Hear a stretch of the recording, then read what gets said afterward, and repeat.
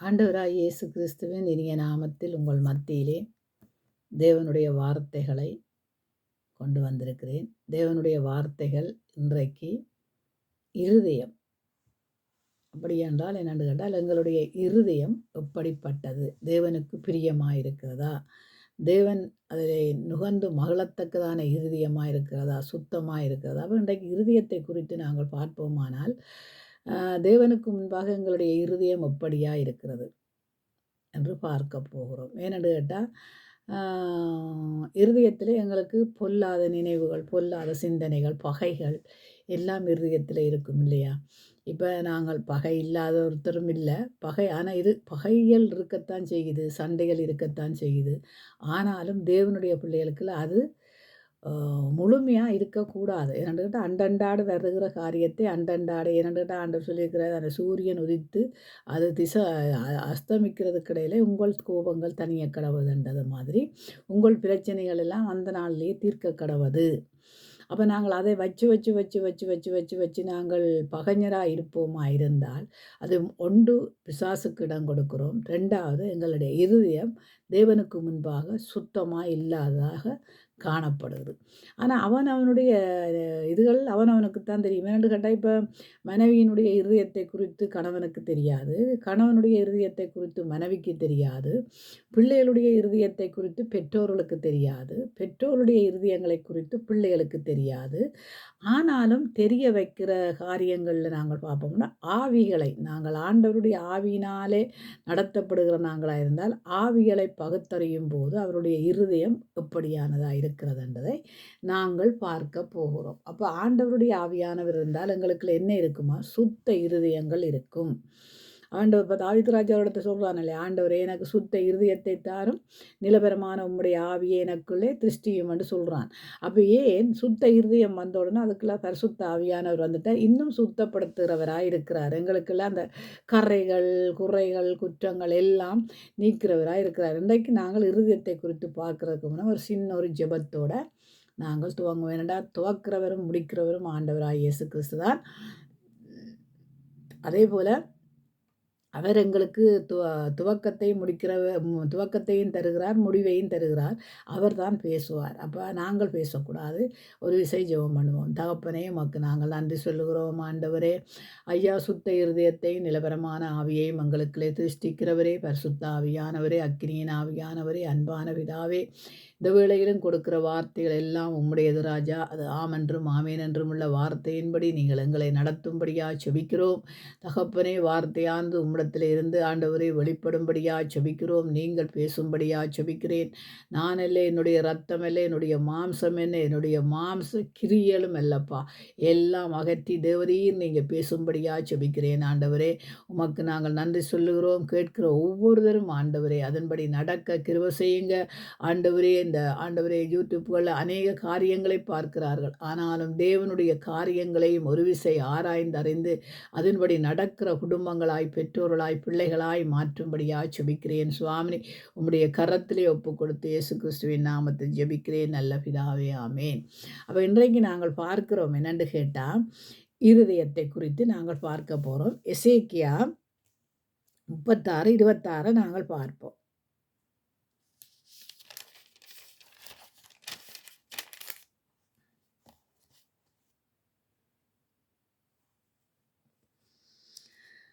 உங்களுக்கு நவமான இருதயத்தை கொடுத்து உங்கள் உள்ளத்திலே புதிதான ஆவியை கட்டளையிட்டு கல்லான இருதயத்தை உங்கள் மாம்சத்திலிருந்து எடுத்து போட்டு சதையான இருதயத்தை உங்களுக்கு கொடுப்பேன். உங்கள் உள்ளத்திலே என் ஆவியை வைத்து உங்களை என் கட்டளைகளின் நடக்கவும் என் நியமங்களை கைக்கொள்ளவும் அவைகளின்படி செய்யவும் பண்ணுவேன். அப்போ இங்கே பாருங்கள் என்ன சொல்கிறார் ஆண்டவரண்டா, உங்களுக்கு நான் என்னத்தை கொடுப்பேன்னா நவமான இருதயத்தை கொடுப்பேன். சரியா? அது நவமான இருதயத்தையும் கொடுத்து உங்கள் உள்ளத்திலே புதிதான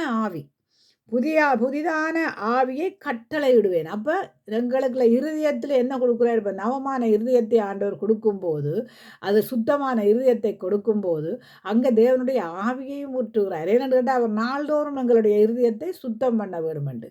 ஏனென்று கேட்டால் இருதயத்திலே சுத்தம் உள்ளவன் தான் பாக்கியவான். அவன் தான் தேவனை தரிசிப்பான். அப்போ சுத்த இருதயம் என்றால் என்ன? அதில் எந்த கரையும் இருக்கக்கூடாது, எந்த குறையும் இருக்கக்கூடாது. ஏனென்றா பிதாவானவர் தன் குமாரனை அனுப்பும்போது அவர் ஏன் அனுப்பினார்? எதற்கு அனுப்பினார்? இந்த ஜனங்களை ரட்சிப்பின் பாத்திரங்களாய் மாற்றுகிறதற்கு, இந்த ஜனங்களுடைய கடின இருதயங்களை உடைத்து சதையான இருதயங்களை கொடுக்கிறதுக்கு தான் இந்த ஜனங்களை பாவ வழியில் இருந்து மீட்டு கொண்டார் என்று நாங்கள் பார்க்கிறோம். அந்த ஜனங்களை மட்டுமல்ல, எங்களையும் மீட்டு கொண்டார் என்று பார்க்கிறோம். அப்போ எங்களுடைய இருதயங்களுக்குள்ள ஏன் பொல்லாத நினைவுகள், பொல்லாத சிந்தனைகள், பொல்லாத நடத்தைகள், பொல்லாத காரியங்களை நாங்கள் சிந்திப்பானேன்? அப்போ அந்த இருதயத்தில் எப்படியான இது இருக்கணும்? அப்போ இருதயத்திலே சுத்தம் இருந்தால் நாங்கள் என்ன செய்வோமா? தேவனை நோக்கி பார்ப்போம். எங்கே நோக்கி பார்ப்போமா? தேவனை நோக்கி பார்ப்போம். என்ன கவலைகள், கஷ்டங்கள், துன்பங்கள், வேதனைகள், சோதனைகள் எதுதான் வந்தாலும் எங்களுடைய இருதயம் ஆரை நோக்கி பார்க்குமாம்? தேவனை நோக்கி பார்க்குமாம். அப்போ தேவனை நோக்கி பார்க்கும்போது இப்போ நீங்கள் யோசிச்சு பாருங்க, யாருக்குத்தான் துன்பம் இல்லை, யாருக்குத்தான் வேதனை இல்லை, யாருக்குத்தான் நோய் இல்லை? எல்லாருக்கும் இருக்குது. ஆனாலும் அது எல்லாத்தையும் ஒரு பக்கத்துக்கு வைத்து போட்டு ஆண்டவர் சொல்றார், உங்களுடைய பாரங்களை எல்லாம் கொண்டு என்னிடத்திலே வையுங்கள் என்று. அப்போ எல்லாத்தையும் வைத்துட்டு இந்த இருதயம் விசாலமாக இருக்க வேண்டும். அப்போதான் நாங்கள் தேவனை தரிசிக்க முடியும், தேவனை தேட முடியும். அப்போ நாங்கள் தேவனுக்கு பயப்படுகிறோம் என்று சொல்லுகிறோமே, ஆனால் இருதயத்தில் என்ன இருக்கிறது? அந்த தேவன் கொடுத்த, தேவன் படைத்த, இப்போ பாருங்க, நீங்கள் ஒரு உதாரணத்துக்கு கேட்டால் எங்களுடைய சரீரம் முழுவதும் அவரால் உருவாக்கப்பட்டது. ஒரு தாய் தகப்பனாக இருந்தாலும், ஆனாலும் அந்த அப்படியானவர்களுடைய காரியங்களிலே ஆண்டவர் ஒரு குழந்தையை கொடுக்கும்போது அவர் தான் உருவாக்குறார். பாருங்க, அந்த கருவை உருவாக்கி அதில் ஆண்டவர் எங்களை என்னென்ன அங்கங்களை எல்லாம் படைத்து அதுக்குள்ள ஒரு இருதயத்தை வைத்து அதுக்குள்ள ஒரு உள்ளுக்குள்ள குடல்கள், செமிபாட்டு குடல்கள், மலக்குடல்கள், சிறுகுடல்கள், பெருகுடல்கள், சதைகள், கிட்னிகள், ஈரல்கள், கல்லீரல்கள், இப்படி என்று பல காரியங்கள் எங்களுடைய சரீரத்தில் இருக்கு இல்லையா? அப்போ எல்லாம் இருக்கும்போது இன்றைக்கு நீங்கள் பாருங்கள், நாங்கள் சாப்பிடுகிறதெல்லாம் கழிவாய் போய்விடும். எங்களுடைய சரீரங்களில் நாங்கள் என்ன செய்கிறோம்? அதுக்கு எங்களுக்கு போஜனம் கொடுக்குறோம். ஆனால் அது கழிவாக போய்விடும். அதில் இதென்ற சத்தாய் மாறுகுது. எங்களுடைய சில இதுகள் எங்களுக்கு உடம்பில் சத்தாய் மாறுகுது. ஆனாலும் அந்த இருதயம் பாருங்கள், நாளுக்கு நாளாக சுத்திகரிக்க எங்களுடைய இருதயம் நின்றுட்டா அவ்வளவுதான். எங்களுடைய காட் நின்றுட்டா அவ்வளவுதான் இல்லையா? அப்போ அந்த காட்டை பாதுகாக்கிற தெய்வம் ஒருவர் இருக்கிறார் இல்லையா? அப்போ அந்த காட்டில் அந்த இருதயத்தில் என்ன இருக்கணுமா? சுத்தம் இருக்கணும். இருதயத்தை சுற்றி கொழுப்பிருந்தால் அது எங்களை என்ன செய்யும் என்று நினைக்கிறீங்க? இருதயத்தில் கொழுப்புகள், அப்போ தீய கொழுப்புகள், நல்ல கொழுப்புகள் எல்லாம் இருக்குது. அப்போ இருதயத்தை சுற்றி இருந்தால், ஈரலை சுற்றி இருந்தால் எங்களுக்கு என்ன வியாதி வரும்? அப்போ எங்களை நாங்கள் சுத்தம் பண்ண வேணுமென்றால் அதால் சுத்தம் பண்ணுறது இல்லை. அது இப்படியே நோய்கள் நாம் சாப்பிட்ற சாப்பாட்டில் வரத்தான் செய்யும். ஆனாலும் இருதயத்தில் என்ன சுத்தம் இருக்கணுமா? பரிசுத்தம் இருக்க வேணும். ஏனென்று கேட்டால் ஒருத்தரோட நாங்கள் பிரச்சனையா அதையெல்லாம் உடனடிக்க, ஏனென்று கேட்டால் மற்றவனை கொண்டு வருவதற்கு எங்களுடைய இருதயங்கள் சுத்தமாக இருக்க வேண்டும். அப்போ இங்கே பார்க்குறோம், ஆண்டவர் என்ன செய்கிறாருன்னு கேட்டால், உங்களுக்கு நான் நவமான இருதயத்தை கொடுத்து உங்கள் உள்ளத்திலே புதிதான ஆவியை கட்டளையிட்டு கல்லான இருதயத்தை என்ன செய்கிறாராம்? எடுத்து போடுகிறார். பாருங்க, கல்லான இருதயத்தை உங்கள் மாமிசத்தில் இருந்து, எதில் இருந்தால் எங்களுடைய மாமிசத்தில் இருந்து எடுத்து போடுகிறார். பாருங்க, எடுத்து போட்டு அதை எப்படியா செய்கிறாராம்? சதையான இருதயத்தை உங்களுக்கு, சதையான சுத்தமான மெதுவான இருதயத்தை எங்களுக்கு தருகிறார். அப்போ அந்த இருதயத்தில் எங்களுக்கு என்ன இருக்கணுமா? துதி இருக்கணும், ஆராதனை இருக்கணும், வசனம் இருக்கணும், தேவனை தேடுகிற இருதயங்கள் இருக்கணும், நல்லோரை பகைக்காமல் இருக்கணும், பெரியோருக்கு மரியாதை கொடுக்கணும், கீழ்ப்படுதல் இருக்க வேணும், அன்பு இருக்க வேணும், சமாதானம் இருக்கணும், ஐக்கியம் இருக்கணும், அந்யோன்யம் இருக்க வேணும். அந்த இருதயத்தில் என்ன இருக்கணும்? நற்குணாதிசயங்கள் இருக்கணும். ஆண்டவர் அப்படித்தான் எங்களை கொண்டு நல்ல குணாதிசயம் உள்ள குணசாலிகளாய் எங்களை மாற்ற அவர் வல்லவராக இருக்கிறார். நற்குணசாலிகளாய் மாற்ற இருக்கிறார். அப்போ அந்த இருதயம் எங்களுக்குள்ள கொஞ்சம் திருக்குள்ளதாக இருந்தாலும் நாங்கள் என்ன செய்ய முடியாத அந்த பரிசுத்த ஆவியானவர் ஆளுகை செய்ய முடியாமல் போய்விடும். அதுக்கு நான் உங்களுக்கு வர்றேன். அதுக்கு நாங்கள் இங்கே வாசிப்போம். உங்கள் உள்ளத்திலே என் ஆவியை வைத்து உங்களை என் கட்டளைகளின் நடக்கவும் என் நியமங்களை கைக்கொள்ளவும் அவைகளின்படி செய்யவும் பண்ணுவேன். அப்போ எப்படியாம் இந்த இருதயங்களை கொடுத்திருக்கிற தன்னுடைய கட்டளைகளின்படி கற்பனைகளின்படி நடக்கத்தான் இந்த இருதயத்தை உங்களுக்கு தந்திருக்கிறார். அப்போ நாங்கள் கட்டளைகளின்படியும் கற்பனைகளின்படியும் ஆண்டவருடைய நியமங்களின்படியும் நாங்கள் நடக்கிறோமா? அதுதான் நாமளே ஆராய்ந்து அறிந்தோமானால் நியாயத்தீர்ப்பில் நிற்க மாட்டோம் இல்லையா? அப்போ இந்த இப்படிப்பட்ட இருதயம் எங்களுக்குள்ள இருக்கணும். நவமான இருதயம் இருக்கணும், சுத்தமான இருதயம் இருக்க வேணும். அப்போ தான் ஆவியானவர் நமக்குள்ளே இருந்து வாசம் பண்ணி எங்களை இன்னும் பரிசுத்தத்தில் இருந்து பரிசுத்தத்துக்கு கடக்க செய்வார். யாரோடும் கசப்பில்லாமல் வெறுப்பில்லாமல் மன்னிக்க முந்திக்கொள்ள வேணும், சமாதானம் பண்ண முந்திக்கொள்ள வேணும். இன்றைக்கு நாங்கள் பார்க்கிறோம் என்னென்று கேட்டால், அதிகமாக அன்பு தணிந்து போகுது, சமாதானம் அற்று போகுது, அக்கியங்கள் இல்லாமல் போகுது. எங்கே என்று சொல்லி சொன்னால், இது யாருக்கு இந்த வேதம் என்று சொல்கிறீங்க? உங்களுக்கு ஆண்டவர் தந்ததுக்கு காரணம் மற்றவங்களை தேவ பக்கமாய் திருப்புறதற்கு. அதுக்குத்தான் ஆண்டவர் ஞான இருதயத்தை கொடுங்க. ஞான இருதயம். அப்போ ஞானம் எங்களுக்குள்ள இருக்க வேணும். அப்போ தான் அந்த ஞான இருதயம் எங்களுக்குள்ள வரும். ஞானம், புத்தி, யுத்தி, அறிவு எல்லாம் எங்கே இருந்து வருதான்? கல்விமான்கள் உதடுகள் எல்லாம் எங்கே இருந்து வருதான்? ஆண்டவரிடத்திலேருந்து தான் வருது. உங்களிடத்துல இருந்தோ, தாப்பனிடத்திலேருந்தோ, தாயிடத்திலேருந்தோ, யாரிடத்துல இருந்து வர்றதில்லை. அது ஆண்டவரிடத்துல இருந்து வருகிறது. அது மெய்யான ஞானம். மெய்ஞானத்தை எங்களுக்கு தந்திருக்கிறார் இல்லையா ஆண்டவர்? அப்போ அந்த ஞானத்தின்படி நாங்கள் நடக்கிறவர்களாக இருக்க வேண்டும்.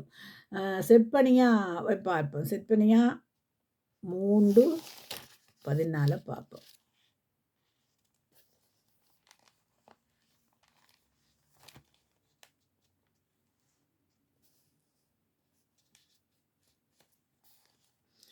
சியோன் குமாரத்தியே கெம்பீரித்து பாடு, இஸ்ரவேலரே அற்பரியுங்கள், எருசலேம் குமாரத்தியே நீ முழு இருதயத்தோடும் மகிழ்ந்து களிகூறு.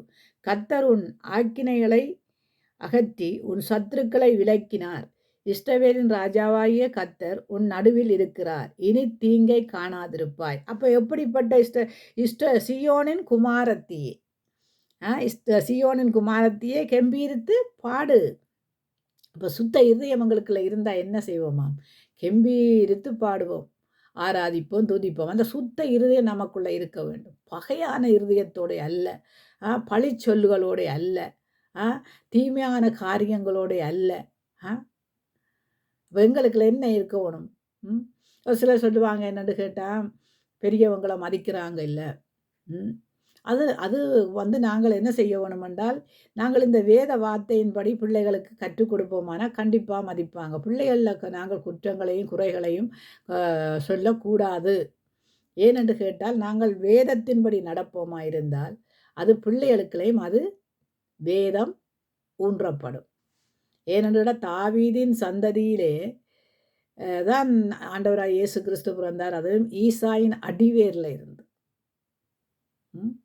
அப்போ இன்றைக்கு எங்களுடைய அடிவேரில் இருந்து யார் நாம் பிறக்க வேணும்? தேவனுடைய பிள்ளைகளுக்கு தேவனுடைய வார்த்தைகள் பிறந்து வர வேணும். அப்போ அப்படியாய் நாங்கள் நடக்க வேண்டியவர்களாக இருக்கிறோம். என்ன இப்போ நாங்கள் பார்க்கிறோம் என்னென்னு கேட்டால், இன்றைக்கு பார்க்கிறோம் என்னென்னா படிப்பும் பட்டம் பட்டதாளிகளுடைய காரியங்கள் எல்லாம் அது உழைப்புக்கு, அது இந்த பூமியில் வாழ்கிறதற்கு. ஆனால் ஆண்டவருடைய வார்த்தை இருக்கு பாருங்க, அதை நம்ம பரலோகம் கொண்டு சேர்ப்பதற்கு. அப்போ அதுவும் வேணும். அது உலகத்துக்குரிய காரியங்கள். அதுவும் வேணுமென்றால் முதலாவது எது வேணுமென்று தான் நாங்கள் தீர்மானம் பண்ண வேண்டியவர்கள். முதலாவது தேவனுடைய ராஜ்யமும் அவருடைய நீதியையும் தேட வேணும். அப்போ அதுக்கு நமக்கு என்ன வேணுமா? சுத்தமான இருதயம் வேணும். தாவீது ராஜாவை நீங்கள் பார்த்தீங்கன்னு சொன்னால், தாவீது ராஜாவுடைய சங்கீதத்தில் பார்த்தீங்கன்னு சொன்னால் இருதயத்தை குறித்து ஏராளம் இருக்கு பாருங்க. அப்போ நாங்கள் நாள்தோறும் இந்த வேதத்தை படிக்கும்போது அதுக்குள்ள ஆராய்ச்சி செய்யலாம் பாருங்க. ஒரு காலத்தில் ஆராய்ச்சிக்காரர் வேதத்தை ஆராய்ந்த ஆராய்ச்சிக்காரர் இருந்தபடியாகத்தான் இன்றைக்கு சில வேதங்களை குறித்து சொல்லி கொண்டு திரிகிறாங்க. அந்த ஆராய்ச்சிக்காரர் வைத்தபடியாத்தான். இன்றைக்கு எங்களுக்குள்ள அந்த ஆராய்ச்சி இல்லாமல் நாங்கள் மற்ற ஆராய்ச்சிகளை பார்க்க போகக்கூடாது. இங்கே ஆராய்ச்சி செய்ய வேண்டும். அப்போ முதல்ல எங்களுக்கு சுத்தமான இருதயம் இருந்தால் ஆண்டவர் எங்களுக்குள்ளே இருந்து பேசுவார். இதை கொடு, அதை கொடு, இதை கொடு என்று இல்லையா?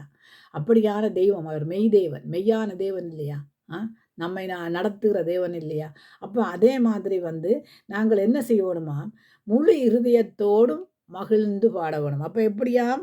முழு இருதயத்தோடும் மகிழ்ந்து களிகூறு கர்த்தர் ஆக்கினைகளை அகற்றி. அப்போ நீ முழு இருதயத்தோடு மகிழ்ந்து களிகூறும்போது உன்னுடைய ஆக்கினைகளை எல்லாம் நீக்கி சத்துருகளுக்கு உன்னை விடுதலையாக்குவார்.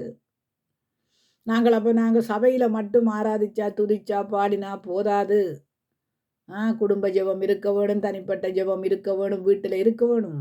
அப்போ எல்லாம் இருந்தால் தான் தேவன் நமக்குள்ளே இருந்து வாசம் பண்ண முடியும். நாம் சும்மா தூங்கி கொண்டிருந்தா அவர் வரையும் முடியாது, அவர் ஆளுகை செய்யவும் முடியாது. ஏன்னா அவர் தள்ளி போடுவார் பாருங்க. அவர் பாவத்தை கண்ணோக்கி பாராத சுத்த கண்ணன், பொய்யுறியாத தேவன். அப்போ நாங்கள் பொய்யோடு நின்று ஆராதிக்கலாம், துதிக்கலாம், பாடலாம், என்ன குதியனும் குத்தலாம். பொய்யோட நின்று பொய். சில இன்றைக்கு நாங்கள் பார்க்க போனால் அநேகருடைய வாய்களில் வருவதெல்லாம் பொய். நாம் யாரை தேடுறோமாம்? பொய்க்கு பிதாவையா தேடுறோம்? இல்லை இல்லையா? அவர் உண்மை உள்ள தேவனை இல்லையா தேடுறோம். அப்போ அவர் உண்மை உள்ள தேவனாக இருந்தால், கொஞ்சத்திலே நான் உண்மையாக இருந்தால் அநேகத்திலே என்னை அதிகாரியாக வைப்பேன் என்றால் என்ன சொல்லுங்க? அவன் கொஞ்சத்திலே உண்மையாக இருக்கிறவன் கடைசி வரையும் பொய் சொல்ல மாட்டான். கொஞ்சம் அந்த உண்மையில் இருந்து அவன்கிட்ட இருந்து அநேக உண்மைகள் வெளிப்படும். நீங்கள் நினைக்கிறேன்டா கொஞ்சத்துலேண்டா என்ன ஒரு கல்யாணம் செய்கிறதுக்கு 1000 பொய் சொல்லலாம்னு சொல்லுவாங்க இல்லையா? அப்படியான நாங்கள் நினைவுகளோடு இருக்கிறது. பொய் சொல்கிறது தப்பு இல்லையா? ஆபத்துக்கு பொய் சொல்கிறது தப்பு இல்லையே. அந்த ஆபத்துன்றது உனக்கு ஒருத்தன் செய்கிறான்னு தெரிஞ்சு அதை விட்டு விலகி தள்ளி நில்லு. ஏனென்று கேட்டால் பொய் உரையாத தேவன் இல்லையா? அல்ல உள்ளதன்படி சொல்லு. அதுதான் நமக்கு ஆண்டவர் கொடுத்த வாக்கு தத்தங்கள். ஏனென்றா மோசே எங்கும் உண்மை உள்ளவனாயிருந்தான். உண்மை உள்ளவர்கள் எப்படியா இருப்பார்களாம்? பரிபூர்ண ஆசீர்வாதம் எங்களுக்கு நாங்கள் நினைக்கிறோம் என்னென்னு கேட்டால், பரிபூர்ண ஆசீர்வாதம் உடையவனெல்லாம் உண்மை உள்ளவன் என்று. நோ அவனெல்லாம் உண்மை உள்ளவன் என்று அப்படியெல்லாம் சொல்ல இயலாது. பரிபூர்ண ஆசீர்வாதம் என்றால் என்ன? பரலோகத்தின் ஆசீர்வாதம். பரிபூர்ண ஆசீர்வாதம், பரலோகத்தின் ஆசீர்வாதம். பூமிக்குரிய ஆசீர்வாதம் வேறு, பரலோகத்துக்குரிய ஆசீர்வாதம் வேறு. அப்போ நாங்கள் அந்த பரிபூர்ணமான ஆசீர்வாதத்தை பெறுகிறவர்களாக இருப்போம். இன்றைக்கு நாங்கள் பார்க்குறோம் என்னென்னு கேட்டால், நாம் இந்த மகிழ்ந்து களிகூறுறதுக்கு எங்களுக்குள்ள என்ன இருக்கணுமாம்? மகிழ்ந்து களிகூறுறதுக்கு எங்களுக்குள்ள என்ன இருக்கணுமா? இஸ்ரவேலரை அர்ப்பரியுங்கள், எருசலேம் குமாரத்தியே நீ முழு இருதயத்தோடும். அப்போ எருசலேம் குமாரத்திகள் எப்படியாய் பாட வேணுமா? முழு இருதயம். இருதயத்தில் எப்படி இருக்கணுமா? விசாலமாக இருக்கணும். இருதயத்தில் ஒரு தரை இல்லாத இருதயமாக இருக்கு. இன்றைக்கு இருதயத்தில் என்ன செய்வோம்னா 18 பேர்ட்ட குற்றங்களை வச்சுக்கொண்டு என்னிலே ஒரு குணம் இருக்குது என்னென்னு கேட்டால், யாராவது என்னோட பகைச்சா அந்தந்த இடத்துலையே முடிச்சுட்டு அந்தந்த இடத்துலையே இருந்துட்டு அது காலப்போக்கில் அது அப்படியே போயிடும். எதிரி வந்தாலும் நான் தண்ணி கொடுத்து அவங்களுக்கு சாப்பாடு கொடுக்குறதுக்கு தயாராக இருக்கிறது தான் நாங்கள். ஏனென்று கேட்டால் அதையே வச்சு சாதிச்சு கொண்டு இருக்கிறது, அதையே வச்சு இது பண்ணி கொண்டு இருக்கிறது நமக்கு அது ஆண்டவற்ற பிள்ளைகளுக்கு அது சரிவராத காரியம். அது சில பேருக்கு கூட்டு களவாணிகள் என்று சொல்லுவாங்க. ஏனென்று கேட்டால் அவங்களும் வாழ மாட்டாங்க, மற்றவனையும் வாழ வைக்க மாட்டாங்கன்னு சொல்லுவாங்க இல்லையா? அது மாதிரி தான் சில கூட்டு களவாணிகள் சொல்லுவாங்க என்னென்று கேட்டால், இவையோடு சேராது, அவையோடு சேராது, அவையோடு சேராது, இவையோடு சேர்ச்சுக்கள் அப்படிப்பட்ட காரியங்கள் இருக்கக்கூடாது. நாங்கள் பார்க்குறோம் இல்லையா? உலகத்தார்ன்னு சொல்கிறோம். உலகத்தாரோட நாங்கள் கூட்டு வைக்கக்கூடாதுன்னு சொல்கிறோம். ஆனால் இன்றைக்கு பார்த்தீங்கன்னு சொல்லி சொன்னால் உலகத்தான் கேள்விகளுக்கு சேர்ச்சாக்கள் பதில் சொல்ல முடியாத அளவுக்கு தான் இருக்கிறீங்க. ஏன்னு கேட்டால் அங்கே நடக்கிறதா இங்கே நடக்குது. அப்போ என்ன? ஆண்டவர் அங்கே வாசம் பண்ணுவாரா என்ன? ஆண்டவர் என்ன உங்களோட பேசுவாரோ? ஆண்டவர் உங்களோட பேசுவாரோ? மோசையோட பேசின தேவன் மீரியாம் அதை ஜனங்கள் சொல்லுது, அவரோட பேசின தேவன் எங்களோட பேச மாட்டாரோ என்று கேட்குறான் இல்லை. ஆனால் அப்படியான காரியங்களே அவன் மோசை எங்கும் உண்மை உள்ளவனாயிருந்தான். மோசையை போலையோ அல்ல நீங்கள் 12 அப்போஸ்தலரை போலையோ இன்று வரைக்கும் நீங்கள் பாடுகளை அனுபவிக்க இல்லை. ஆனால் என்ன நினைக்கிறோம் சொல்லுங்க? ஆண்டவர் மன்னிப்பாரப்பா. நீங்கள் மன்னிக்க மாட்டீங்க, ஆண்டவர் மன்னிப்பார். ஏன்னா மன்னிப்பார். ஆனாலும் நீங்கள் அதை விட்டு விட வேணும். ஏனென்றால் இனிமேல் செய்யாது என்று தானே சொல்கிறாரு. செய்து போட்டு வாண்டா சொல்கிறாரு. நீ பகைகளை கொண்டு வா, நான் உனக்கு சமாதானம் தருவேன்டா சொல்றாரு. இனி செய்யாத. ஒரு தரம் அவர் அடிக்கப்பட்டும் அந்த பரம ஈவை நீங்க ருசி பார்த்தும் அவர் அடிக்கப்பட்டார், நொறுக்கப்பட்டார். நீங்கள் என்ன பாவத்துக்கண்டு மறித்தீங்க, கிருபைக்கண்டு பிழைத்திருந்து கொண்டு ருசி பார்த்தும் ஆனாலும் திரும்பவும் என்ன செய்கிறோம், அந்த கீழ்ப்படியாத தன்மைகள் எங்களுக்குள்ள வருது. அதைத்தான் இஸ்ரவேல் ஜனங்கள் வனாந்திர வழியாக ஆண்டவர் கொண்டு போகும்போது முறுமுறுத்தார்கள், அது செய்தார்கள், இது செய்தார்கள். வனாந்திரத்திலே ஆண்டவர் ஜனங்களை அழித்தார். இன்றைக்கு அதுதான் நடக்குது. வனாந்திரத்தை ஆண்டவர் அழித்தார். ஆனால் ஆண்டவர் என்ன சொல்றாரு, வணங்காக்குளத்துள்ள ஜனங்கள், கேடுபாடுள்ள ஜனங்கள், யாருடைய ஜனங்களை பார்த்து சொல்றார். இன்றைக்கும் அதைத்தான் அதான் ஆண்டவர் சொல்றாருண்டா, எல்லாரும் பல்லோராட்சியத்துக்கு நுழைய மாட்டாங்க. ஏனென்று கேட்டால் அழைக்கப்பட்டவர் பலர், தெரிந்து கொள்ளப்பட்டவர் சிலர். அப்போ அந்த தெரிவு செய்கிறதுக்கு காரணம் என்னென்று கேட்டால் அவனுக்குள்ள எப்படிப்பட்ட இருதயம் அவனுக்குள்ள கிரிய செய்யுது. ஆண்டவருடைய இரத்தத்தால் கழுவப்பட்ட எங்களுடைய இருதயம் எப்படியான சுத்தமாக இருக்கிறது. அப்போ நாங்கள் எப்படியா இருக்க வேணுமா? ஜெருசலேம் குமாரத்திகளே, முழு இருதயத்தோடும் தேவனை துதிக்கிறவர்களாய், முழு இருதயம் தேவனுக்கு கொடுத்துட்டா பேருந்து அது அங்கால அம்மா ஆட்டுக்குட்டி மாட்டுக்குட்டி எல்லாம் பார்க்குற இருதயமாய் அல்ல. அது அவங்க தேவைதான், அவங்க எல்லாம் கனம் பண்ண வேண்டும் தான், அவங்களை ஆதரிக்க வேண்டும் தான், இல்லை அதெல்லாம் இருக்குது. அது ஒரு புறம். தேவனை தேடுறதுக்கு முழு இருதயம். அது ஆண்டவர் உங்களை சொல்லலையே, தாய் தகப்பனை கனம் பண்ணாதேங்க, தாய் தகப்பனுக்கு உதவி செய்யாதேங்கன்னு ஆண்டவர். அது நீங்கள் செய்யாவிட்டால் உங்களுக்கு சாபமே வந்து வாசல் படியில் படுத்து கிடக்கும். சரியா? பிள்ளைகள் செய்கிறது தாய் தகப்பனுக்கு, தாய் தகப்பன் செய்கிறது பிள்ளைகளுக்கு மட்டும் இருக்குத்தானே. அப்போ வாசல் படியில் வந்து படுத்து கிடக்கும். அதை குறித்து ஆண்டவர் சொல்ல இல்லை. உங்களுடைய இருதயம் சுத்தமாக இருந்தால் என்ன தேடுங்கள். ஏன்னா நீங்களோட இருதயம் சுத்தமாக இருந்தால் எல்லாம் சுத்தமாக இருக்கும். நாங்கள் இங்கே பாருங்க ரோமர் 1:24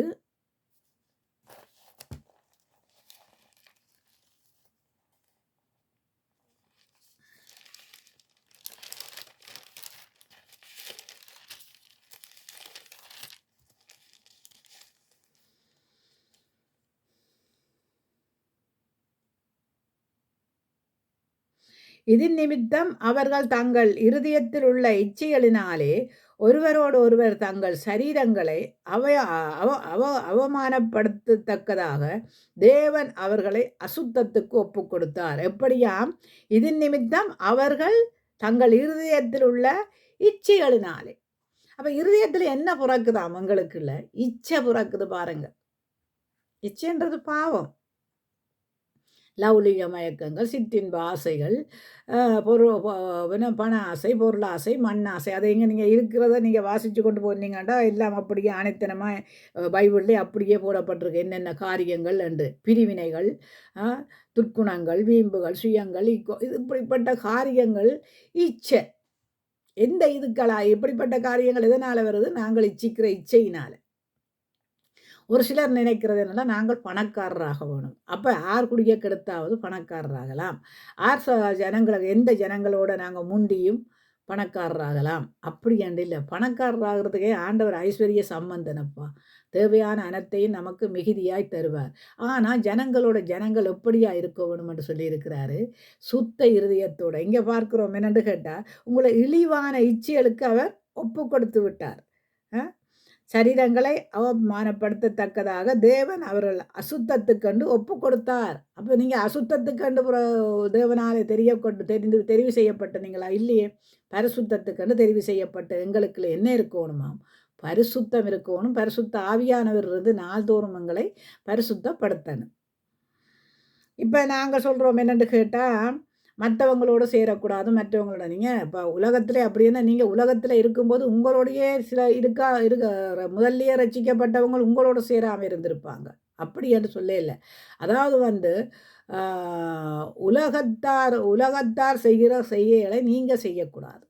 அந்த கிரியைகளைத்தான் ஆண்டவர் செய்யக்கூடாதுன்னு சொல்லியிருக்கிறாரே ஒழிய அவங்களே அப்படின்னா ஆண்டவர் பாவத்துக்கு பக்கத்தில் கிருபையாக விளங்கினார். அப்போ கிருபையும் பாவமும் பக்கத்தில் இருந்தது. அப்போ பாவத்தை அவர் என்ன செய்தாராம்? வெறுத்தார். அப்போ உலக இச்சைகளை வெறுத்தார் ஆண்டவர். அதே மாதிரி இந்த உலகத்தில் இருக்கிற எல்லா வழிபாடுகளையும் ஆண்டவர் வெறுத்தார். எல்லாம் அவருக்கு பிரியமில்லாம காரியங்களாக இருந்தது. ஆனாலும் ஜனங்களை நேசித்தார். என்னண்டா அறியாமல் செய்கிறார்கள் பாருங்க.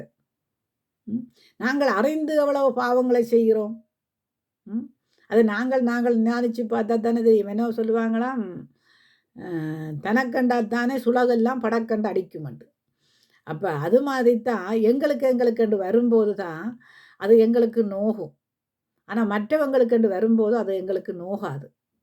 அதே மாதிரி தான் ஆண்டவர் வந்து நாங்கள் சொல்கிறோம் என்னென்னு கேட்டால், அவங்க ரட்சிக்கப்படையில, இவங்க ரட்சிக்கப்படையில, அவங்கள ஒரு இமைப்பொழுதுக்குள்ள ரட்சிக்கப்படலாம். ஆனால் நாங்கள் எங்களை ரட்சிப்பை காத்துக்கொள்ளுகிறவர்களாக இருக்க வேண்டும்.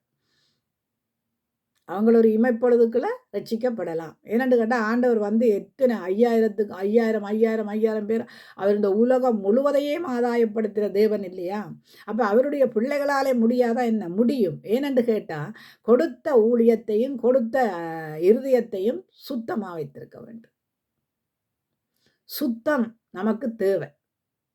அப்போ இங்கே பார்க்கிறோம் என்னென்று கேட்டால், இதன் நிமித்தம் தேவன் அவர்களை இழிவான இச்சை ரோகங்களுக்கு ஒப்பு கொடுத்தார். அந்தபடியே அவர்களுடைய பெண்கள் சுபாவ அனுபவத்தை சுபாவத்துக்கு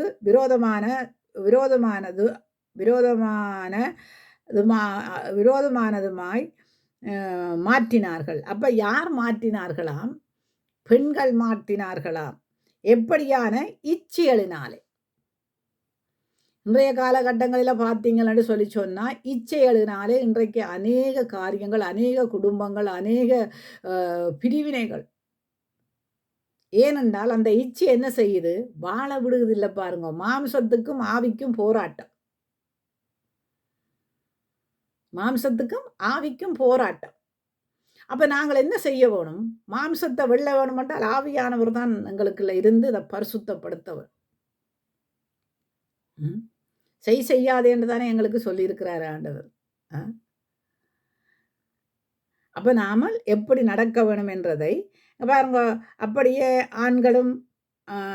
ஆண்களும் பெண்களாக சுபாவப்படி அனுபவியாமல் ஒருவருக்கொருவர் விவாகரத்தினாலே பொங்கி ஆணோடு ஆண் என்ன செய்கிறார்? அவலட்சணமாக நடந்து கொள்கிறார். பெண்ணோடு பெண் அவலட்சணம். அதே மாதிரி தான் இன்றைக்கு பெண்கள் என்றா என்ன, ஆண்கள் என்றா என்ன, கீழ்ப்படிவில்லாமல் வாழ்கிற காரியங்கள். அந்த கீழ்ப்படிவுக்கு நான் பிறகு வாரன். இப்போ நான் உங்களுக்கு சொல்லுகிறது என்னென்னு கேட்டால், இருதயங்களை நாங்கள் எப்படியா வைத்திருக்கணுமா? சுத்தமாக வைத்திருக்கணும். பொய் சொல்லக்கூடாது. இன்றைக்கு பாருங்கள், யார் பொய் சொல்கிறது, யார் பொய் சொல்லாதவர்கள் என்று தெரிகிறதில்லை பாருங்கள். பொய் சொல்லுகிறவன் தப்பித்து கொள்ளுவான். பொய் சொல்லாதவன் என்ன செய்வான்? அஜிஜோ பிரச்சனை வரக்கூடாதே என்றதற்காக. அப்போ அது ஆண்டவருக்கு தான் தெரியும். யார் பொய் சொல்கிறாங்க, யார் களவெடுக்கிறாங்க, யார் உண்மை பேசுகிறாங்க, எல்லாம் கர்த்தருக்கு தான் தெரியும். அதெல்லாம் வெளியரங்கமாய் அவர் வரும்போது கொண்டு வருவார். ஏன்னா இப்பையும் வெளியரங்கம் ஆக்குவார். வெளியரங்கமாக்குற ஏன்னா வெளியரங்கமாகாத ரகசியம் இல்லை, வெளிக்கு வராத மறைபொருளும் இல்லையே. அப்போ தேவனால் கூடாத காரியம் ஒன்றுமே இல்லையே. இருளிலே நடக்கிறதை ஆண்டவர் வெளிச்சத்தில் கொண்டு வருகிறவராக இருக்கிறாரே. அப்போ நாம் என்ன செய்யணும்? இந்த இருளுக்குள்ள வச்சிருக்கிறதை அவர் வெளிச்சத்தில் கொண்டு வருவார். அதனால் நான் என்ன செய்யணும்? இந்த இருதயத்தை நான் சுத்தமாய் வைத்திருக்கணும். இருளாய் வைத்திருக்கக்கூடாது, சுத்த வெளிச்சமாய் வைத்திருக்கணும். தேவாவியானவர் உள்ளே இருந்து கிரியை செய்கிறதுக்கு அது வெளிச்சமாய் இருக்க வேண்டும்.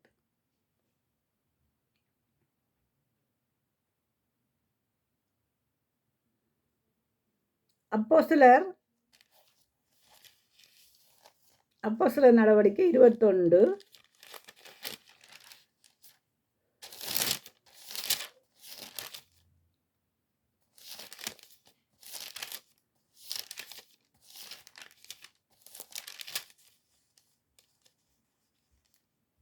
13 பார்ப்போம். அதற்கு பவுல், நீங்கள் அழுது என் இருதயத்தை ஏன் உடைத்து போட பார்க்கிறீர்கள்? எருசலேமில் நான் கர்த்தராகிய இயேசு கிறிஸ்துவின் நாமத்திற்காக கட்டப்படுவதற்கு மாத்திரமல்ல, மரிப்பதற்கும் ஆயத்தமாக இருக்கிறேன் என்றான். அப்போ பாருங்க, நீங்கள் ஏன் அழுது என்னுடைய இருதயத்தை உடைக்கிறீங்க? ஏனென்றால் கர்த்தருக்கு ஒரு கர்த்தருக்கென்று ஒரு பணிவிட செய்தால், கர்த்தருக்கென்று ஒரு ஊழியம் செய்தால், அதில் நாங்கள் கர்த்தர் சொல்லுகிறதைத்தான் கேட்க வேண்டும். கர்த்தர் சொல்கிறார் பவுலுக்கு, நீ இன்னடத்துக்கு போ, இன்னடத்துக்கு போகாத, இன்னடத்துக்கு போ, இன்னதுக்கு போகாத, செய்யாத. அந்த படகுல வந்து பவுல் அடியான் அதில் இருந்திருக்காட்டால் அவங்க எல்லாரும் காப்பாற்றப்பட்டிருக்க மாட்டாங்க. அப்ப ஆண்டவருடைய நோக்கங்களை நாங்கள் அறிந்து கொள்ள வேண்டியவர்களாயிருக்கிறோம். ஆண்டவருடைய நோக்கம் எல்லாம் என்ன? இந்த வேதத்தின்படி ஒவ்வொருத்தனும் நடக்கிறதான் அவருடைய நோக்கம். ஏனெண்டா அவர் வார்த்தைகளை கொண்டு வந்தது ஏனென்று கேட்டால் ஜனங்களை ரட்சிப்பதற்கு. அவர் வந்தவுடனே தேவாலயத்தில் என்ன செய்கிறார்? சுருளை திறந்து வசனத்தை படிக்கிறார். அப்ப அதே மாதிரி தான் இந்த வார்த்தைகளை நமக்கு தந்திருக்கிற இந்த வார்த்தையின்படி நாங்கள் நடக்க, இந்த வார்த்தையின்படி நாங்கள் எல்லாரும் நடக்கிறோம் என்று சொல்லும். ஆனா நடந்தே ஆக வேணும். அப்பதான் பரலோகம். நடக்காம இருந்து கொண்டு நான் பரிசுத்தம், நான் தேவனுக்கு பயப்படுகிறேன், நான் பரிசுத்தமாக இருக்கிறேன், நான் எல்லாரும் எல்லாத்தையும் செய்துட்டு போகலாம். ஆனாலும் ஆண்டவருக்கு தானே தெரியும். ஒவ்வொருத்தருடைய இருதயத்தையும் ஆராய்ந்தறிகிற கர்த்தருக்கு தானே தெரியும். அப்போ அதனால தான் ஆண்டவர் சொல்றாரு என்னன்னு கேட்டால், உங்கள் இருதயம் சுத்தமாக இருக்க வேண்டும் என்று.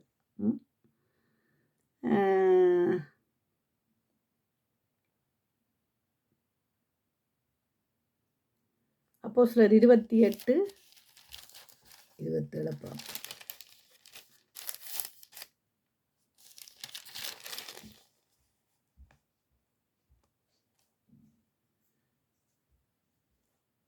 இவர்கள் கண்களினாலே காணாமலும் காதுகளினாலே கேளாமலும் இருதயத்தினாலே உணர்ந்து குணப்படாமலும் நான் இவர்களை ஆரோக்கியமாக்காமலும் இருக்கும்படிக்கு இந்த ஜனத்தின் இருதயம் கொழுத்திருக்கிறது.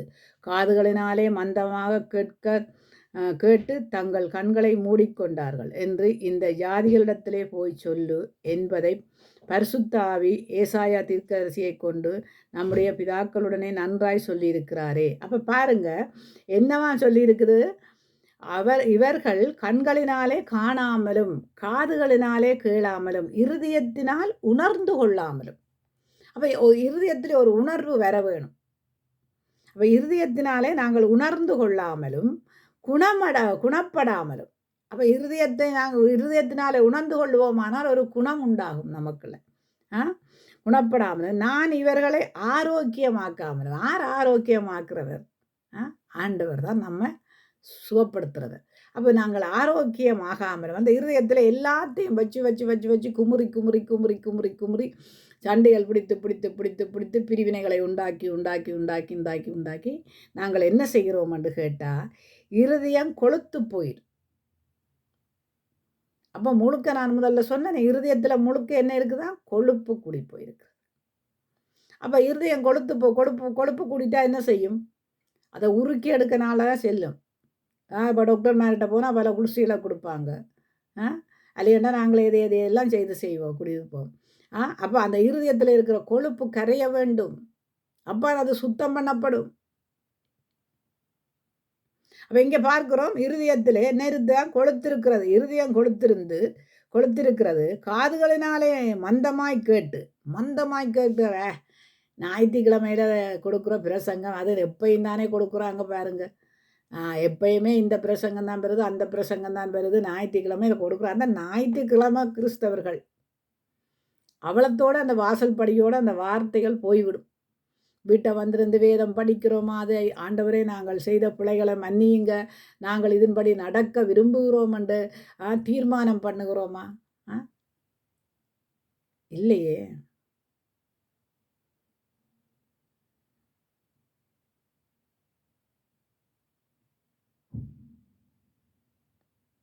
கேட்டு தங்கள் கண்களை மூடிக்கொண்டார்கள். காதுகளினாலே கேட்டு மந்தமாய் கேட்டு தங்கள் கண்களை என்ன செய்கிறார்களாம்? மூடிக்கொண்டார்கள். இந்த ஜாதிகளிடத்தில் போய் சொல்லு என்பதை பரிசுத்த ஆவியானவர் ஏசாயா தீர்க்கதரிசியினாலே சொல்லப்பட்டிருக்கிறது பாருங்க. பரிசுத்த ஆவியானவர் உணர்த்துகிறார் ஜனங்களை. இந்த ஜனங்களுடைய இருதயம் அப்படிப்பட்டதா இருக்கிறதா? கொழுமையா இருக்கிற. கண்களாலே பார்க்குறாங்க, காதுகளாலே கேட்குறாங்க, உணர்வில்லை பாருங்க. உணர்வில்லாமல் என்ன செய்தார்களாம்? சங்காரமானார்கள். இஸ்ரவேல் ஜனங்கள் உணர்வடையாமல் சங்காரமானார்கள். அப்போ அப்படியான இருதயம் நமக்குள்ளே இருக்கக்கூடாது.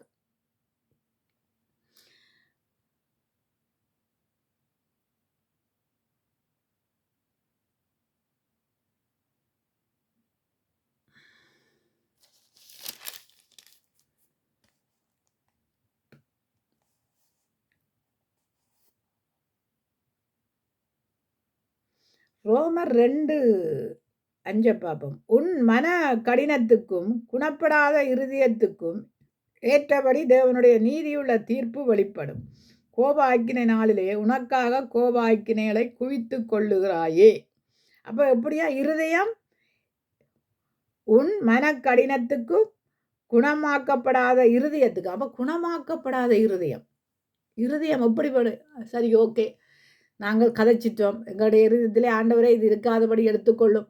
அப்போ எங்களுக்கு தெரியும் எங்களுடைய இருதயத்தில் ஏதாவது இருந்தால் அதை குறித்து நினச்சி அதை குறித்து சிந்திக்காமல் நாங்கள் இருப்போமா, அந்த இருதயத்தில் ஒன்றும் இல்லைன்றதான் அர்த்தம். அதை குறித்து இருதயத்தில் ஒன்றும் இல்லை என்றதான் அர்த்தம். ஆனால் கதைப்போம், கொஞ்ச நாளைக்கு கதைப்போம், இப்படி செய்து போட்டாங்க, அப்படி செய்து போட்டாங்க, இப்படி செய்து போட்டாங்க, அப்படி செய்து போட்டாங்க. என்னென்னு கேட்டால் தாக்கப்பட்டவங்களுக்கு தான் அந்த தாக்கத்தின் அருமை தெரியும். அதே மாதிரி காயப்பட்டவனுக்கு தான் அந்த காயத்தின் தெரியும். அதே மாதிரி தான் நாம் மற்றவங்களை காயப்படுத்தும் போது எங்களுக்கு தெரியாது நாங்கள் மற்றவங்களை காயப்படுத்துகிறோமே என்று தெரியாது. ஆனால் எங்களுக்கு காயம் வரும்போது தான் அந்த தெரியும். அதே மாதிரி தான் என்னென்னு கேட்டால் மற்றவனை நாங்கள் தாக்கும்போது எங்களுக்கு தெரியாது அவங்க தாக்கப்பட்டாங்க, அவங்கள நாங்கள் இது செய்கிறோமே அது செய்கிறோமென்று எங்களுக்கு தெரியாது. ஆனால் நாங்கள் தாக்கப்படும் போது தான் எங்களுக்கு அந்த அருமையும் பெருமையும் தெரியும். ஏனென்று கேட்டால் முதல்லையே நாங்கள் ஆராய்ந்தறிந்தோமா இருந்தால் நாங்கள் நித்திய வழியிலே நடந்திருப்போம். ஆனால் மற்றவனை தாக்க மாட்டோம், மற்றவனை காயத்தை கட்டுவோம். நல்ல சமாரியான்ற பிள்ளைகள் இல்லையா நாங்கள். அப்போ காயங்களை கட்ட பார்ப்போம். மற்றவனை நாங்கள் நோகடிக்க மாட்டோம். நோகடிக்கிறது வைக்கிறது அதுகள் எல்லாம் கர்த்தருக்கு பிரியம் இல்லாத காரியம். நாங்கள் அன்பாக கதைச்சாலும் அது பகையாக மாறிவிடும். சமாதானமாக நீங்கள் கதைச்சி பாருங்க, அது பகையாக தான் மாறும். இல்லைன்னு சொன்னால் ஒரு பகுடிக்கு கதைச்சி பாருங்க, பகுடிக்கு கதைச்சா அது பகையாக மாறிவிடும். இப்போ இந்த காலத்தில் பகுடியும் கதைக்க முடியாது. இந்த காலத்தில் சில பேர் வாங்க நக்கல் பண்ணுவாங்க, நக்கல் கதைகள் போடுவாங்க. ஆனால் அந்த நக்கல் கதைகள் தாங்கள் போடும்போது இது நக்கல் தானே என்று மற்றவங்களுக்கு தெரியாதுன்னு நினைக்கக்கூடாது. ஆனால் அவங்களுக்கு தெரியும். ஆனால் பைத்தியக்காரராங்க இல்லை அவங்க. என்னோட பைத்தியரையும் ஆண்டவர் ஞானிகளாய் மாற்றினவர் தானே. அப்போ அவங்களுக்கு விளங்கும். ஆனாலும் அவங்க பாட்டில் போயிடுவாங்க பாருங்கள். ஆனால் பகுடின்றது வேறு, நக்கல்ன்றது வேறு. அப்போ நாங்கள் எல்லாத்தையும் புரிஞ்சு கொள்ள வேண்டிய ஞான இருதயம் எங்களுக்கு தேவை. ஞானம், புத்தி, யுத்தி, அறிவு நமக்கு தேவைப்படுகிறது.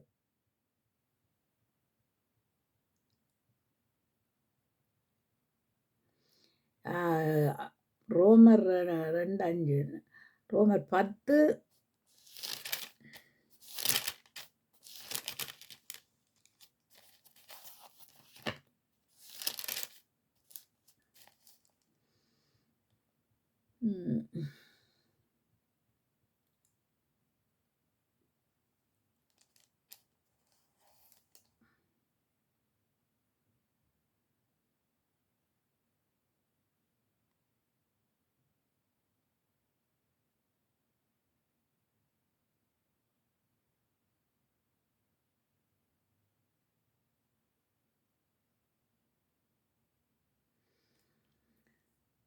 விசுவாசத்தினாலாகும் நீதியானது கிறிஸ்துவை இறங்கி வர பண்ணும்படி பல்லோத்துக்கு ஏறுகிறவன் யார்?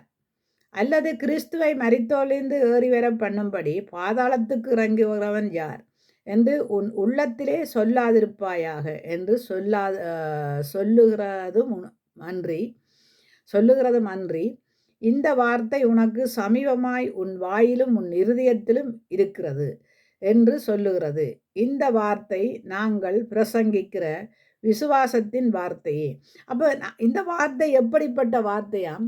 விசுவாசமுள்ள வார்த்தை. அப்போ விசுவாசிக்கிறவனாலே எல்லாம் கூடும், விசுவாசிக்கிறவன் பதறான். இங்கே நாங்கள் பார்க்கிறோம் என்னென்று கேட்டால் இயேசுவானவர் அல்லது விசுவாசத்தினாலே ஆகும் நீதியானது கிறிஸ்துவை இறங்கி வர பண்ணும். அப்போ விசுவாசத்தினாலே வருகிற நீதி விசுவாசம். அப்போ அது இயேசுவை இறங்கி வர பண்ணும். பல்லோத்தில் ஏறுகிறவன் யார்?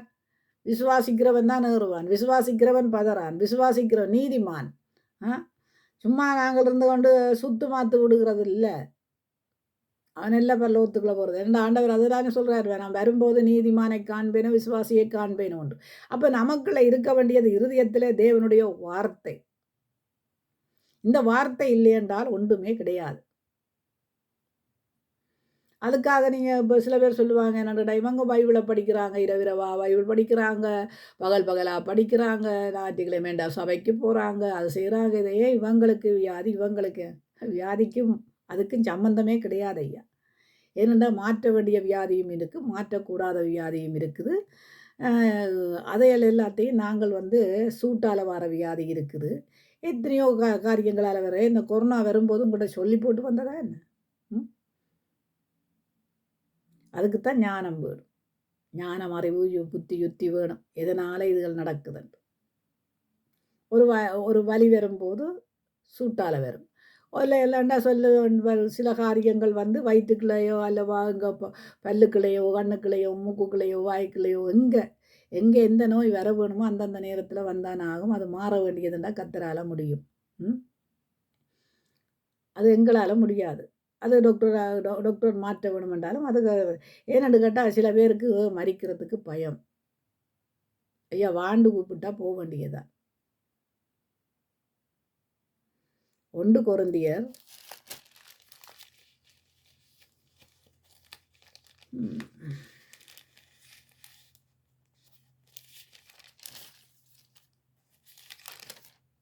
7ஆம் அதிகாரம் 1 கொரிந்தியர் 7ஆம் அதிகாரம் 37ஆம் வசனத்தை பார்ப்போம். ஆயினும் அதற்கு அவசியத்தை காணாமல் தன் இருதயத்திலே உறுதியுள்ளவனாயும் சுய சித்தத்தின்படி செய்ய அதிகாரமுள்ளவனாயும்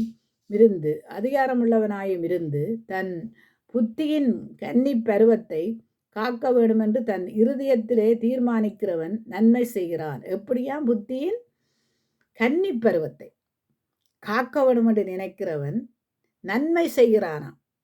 அப்போ இருதயத்தில் என்ன நினைக்கணுமா? இருதயத்திலே உறுதியுள்ளவர்களாயிருக்க வேணும். இருதயத்தில் எப்படி இருக்க வேணுமா? உறுதியுள்ளவர்களாயிருக்கணும். சுத்த இருதயம் இருந்தால் அதில் உறுதி இருக்கும். நான் இனிமேல் அநியாயம் செய்ய மாட்டேன், அக்கிரமம் செய்ய மாட்டேன், பாவம் செய்ய மாட்டேன், மற்றவனுடைய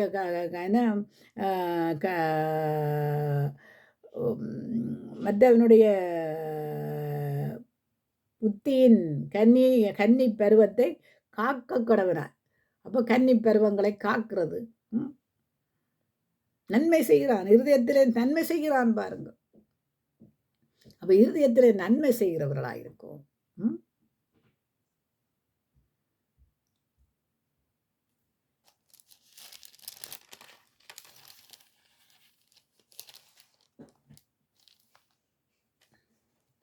ஊபாகமம்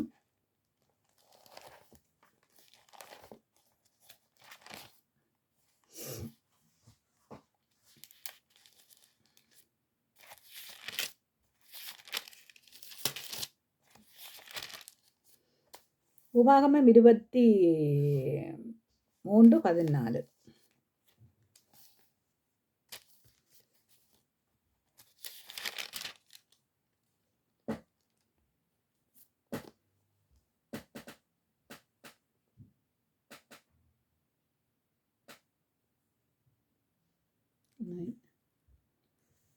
ஊபாகமம்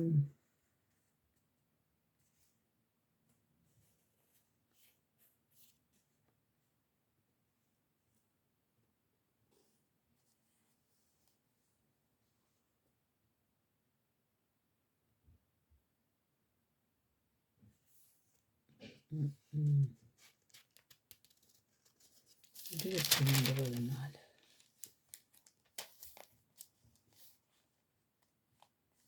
உன் தேவனாகிய கர்த்தர் உன்னை இரட்சிக்கவும் உன் சத்துருக்களை உனக்கு ஒப்புக் கொடுக்கவும் உன் பாளையத்துக்குள்ளே உலாவிக் கொண்டிருக்கிறார். ஆகையால் அவர் உன்னிடத்திலே அசூசியான காரியத்தைக் கண்டு உன்னை விட்டு போகாதபடிக்கு உன் பாளையம் சுத்தமாயிருக்க கடவது. அப்போ இங்கே பாருங்க, உன் தேவனாகிய கர்த்தர் உன்னை ரட்சிக்கவும், எங்களை ரட்சிப்புக்களை இறுதி வரைக்கும் நிலைத்திருக்கிறவன் தான் ரட்சிக்கப்படுவான். அப்போ எங்களை ரட்சித்து கொண்டு எங்கே விட்டுருக்கிறாராம்? சபை என்னும் ஒரு ஸ்தலத்தில் விட்டுருக்கிறாரு. அப்போ அந்த பாளையம் எப்படியா இருக்கணுமா? சுத்தமாக இருக்கணும். அதே மாதிரி எங்களுடைய இருதயமும் சுத்தமாக இருந்தால் தான் தேவன் வாசம் பண்ணுவார். இருதயத்திலே சுத்தமுள்ளவன் மத்தியில் என்ன செய்வாராம்? தேவன் வாசம் பண்ணுவார். அப்போ இங்கே பார்க்குறோம் என்னன்னு கேட்டால், உன் தேவனாகிய கர்த்தர் உன்னை ரட்சிக்கவும் உன் சத்துருக்களை உனக்கு ஒப்பு கொடுக்கவும் உன் பாளையத்துக்குள்ளே உலாவிக் கொண்டிருக்கிறார். அப்போ எங்கே உலாவுகிறாராம்? பாளையத்துக்குள்ளே, சபைக்குள்ளே உலாவுகிறார். வெளியிலே உனக்கு உன்னுடைய இருதயத்துக்குள்ளே உலாவுகிறார். இருதயம் சுத்தமாயிருந்தா இந்த பாளையத்துக்குள்ளே உலாவுகிறார்.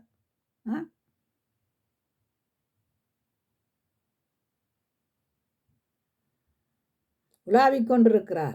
ஆகையால் அவர் உன்னிடத்திலே அசூசியான காரியத்தை கண்டு உன்னை விட்டு போகாதபடிக்கு. அப்போ உன்னுடைய இருதயம் அசூசியான காரியங்களினாலே நிறைந்திருந்தால் அவர் உன்னை விட்டு விலகி போய் விடுவார். ஆனால் நீ என்னவும் செய்யலாம். சாத்தானுக்கும் வல்லமை உண்டு தானே. அப்போ சாத்தான் எதையுமே செய்ய விடலாம். ஏன்னா அவர் போயிடுவார் பாருங்க. இரண்டு கேட்டால் சவுலுக்குள்ள என்ன இருந்தது?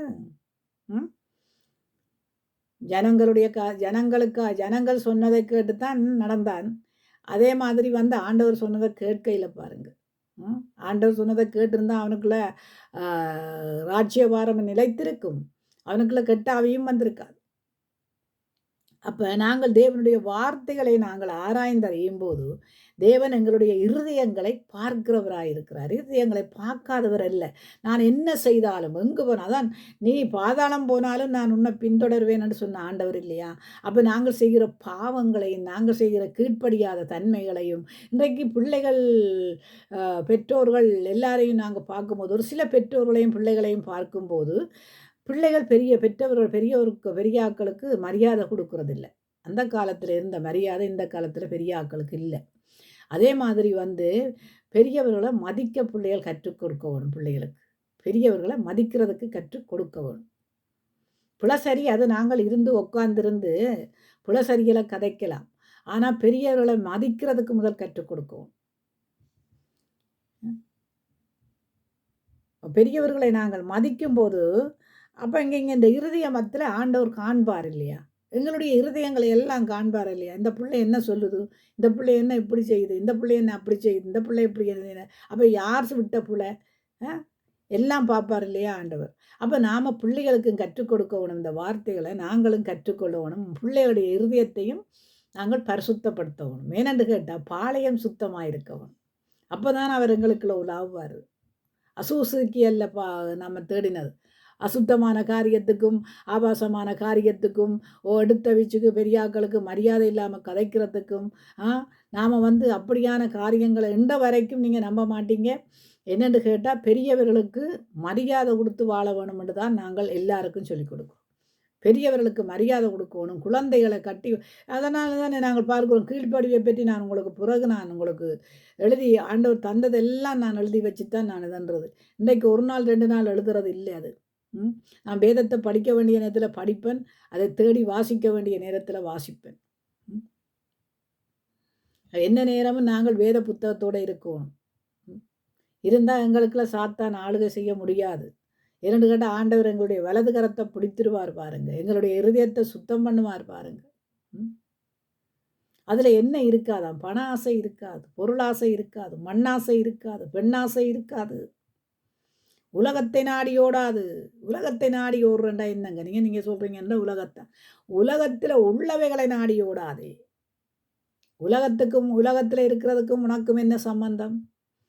உலகத்து பொருள் அன்றைக்கு பாருங்க. சரி, உலகத்தான் என்னத்தை செய்கிறான்?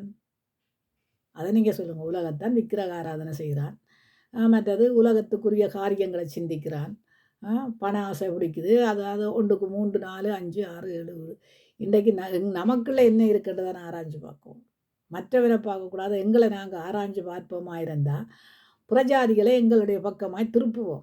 புறஜாதிகளுக்காகவும் வேண்டிக் கொள்ளுங்கள்னு சொல்லியிருக்கிறார் இல்லையா ஆண்டவர்? அவ்விசுவாசிகளுக்காகவும் வேண்டிக் கொள்ளுங்கள். நாங்கள் நினைக்கிறோம் என்னென்று கேட்டால் அவங்களோட கிரியை பொல்லாதவைகளாக இருக்கிற. கிரியை என்றால் என்ன? அது நீங்கள் கிரியைகளுக்கு நான் உங்களுக்கு பிறகு செத்த கிரியைகளுக்கு. அப்போ அவங்களுடைய கிரியைகள் என்ன, அவங்க செய்கிற காரியங்கள் என்ன, முதலாவது ஆண்டவருக்கு உரிய காரியங்கள் அதை தான் நாம் பார்க்க வேண்டியவர்களாக இருக்கிறோம். பாளையம் சுத்தமாக இருக்கணும், இருதயம் சுத்தமாக இருக்க வேணும். இன்றைக்கு பாருங்கள், கொள்ளை, அநியாயம், அக்கிரமங்கள், விபச்சாரங்கள், வேசித்தனங்கள், பொய்யல், களவுகள், நிர்விசாரங்கள், சுயங்கள், ஈக்கோ, நான்னியண்ட அகங்காரங்கள், ஆணவங்கள், கற்பழிப்புகள், இதெல்லாம் தேவனுக்கு பிடிப்பில்லாத காரியங்களை செய்தால் என்ன செய்யுமா? தேசத்தில் கோப ஆக்கினி வந்து இறங்கும். கோபாக்கினி இறங்குது பாருங்க, எப்படி இறங்குது கோபாக்கினி. சுனாமி வருது, சூறாவளி வருது. ஏங்க கடலுக்கு கட்டளை கொடுத்த தேவன் தானே மிஞ்சி வராது என்று. ஏன் இப்போ மிஞ்சி வருகிறதுக்கு காரணம் என்ன? சிந்திச்சு பாருங்க, செயல்படுங்க. அதே மாதிரி சுனாமி வருது. சுனாமி ஏன் வருது? சூறாவளி ஏன் வருது? காற்றை பண்டசாலையில் வைத்திருக்கிறார் தேவன் என்று சொல்கிறோம். அப்போ காற்று எங்கே இருக்குது? தேவனிடத்தில் பண்டசாலையில் இருக்குது. ஆனால் காற்றை திறந்து விடுகிறாரு. காற்று எங்கே வருகுது? அப்போ ஆறு செய்த பாவம். பாவம் நிறைஞ்சால் பூமியில் அழிவும் பெறும் கூட. ஏனென்று சோதம் கோமா தேசத்தை ஆண்டவர் அழிக்கும் போது என்ன செய்தார்? பாவம் கூடிட்டுதப்பா, நான் அழிக்க போகிறேன், லோத்து நீ இங்கே போ. லோத்தின் மனைவி திரும்பி பார்த்தாலும் புத்துணாயிட்டார். அப்போ பாவம் நிறைஞ்ச உலகத்திலே ஆண்டவர் என்ன செய்வாராம்? கொடிய காரியங்களைத்தான் கொண்டு வருவார். பார்வோனுடைய அடிமைத்தனத்தில் இஸ்ரவேல் ஜனங்கள் இருக்கும்போது அவர்களை மீட்கிறதுக்காக எத்தனை அடையாளங்களையும் அற்புதங்களையும் ஆண்டவர் செய்தார் என்று வேதாகமத்தில் படிக்கிறோம். இன்றைக்கு அதே காரியங்களை அதை விட மோசமாக ஏன்னா நோவாவின் காலத்தில் நடந்தது எதுவோ அது மனுஷகுமாரன் காலத்தில் நடக்கும். பெண் கொடுத்து புசித்து குடித்து என்ன செய்வார்களாம்? இந்த இருதயத்திலே உணர்வடையாமல் இருக்கிறார்கள் பாருங்க, சங்காரமாக்கி விடுவார் கடைசி காலம்.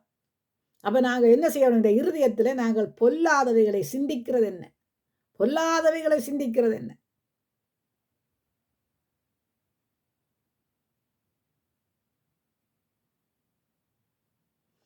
ரெண்டு கொரிந்தியர்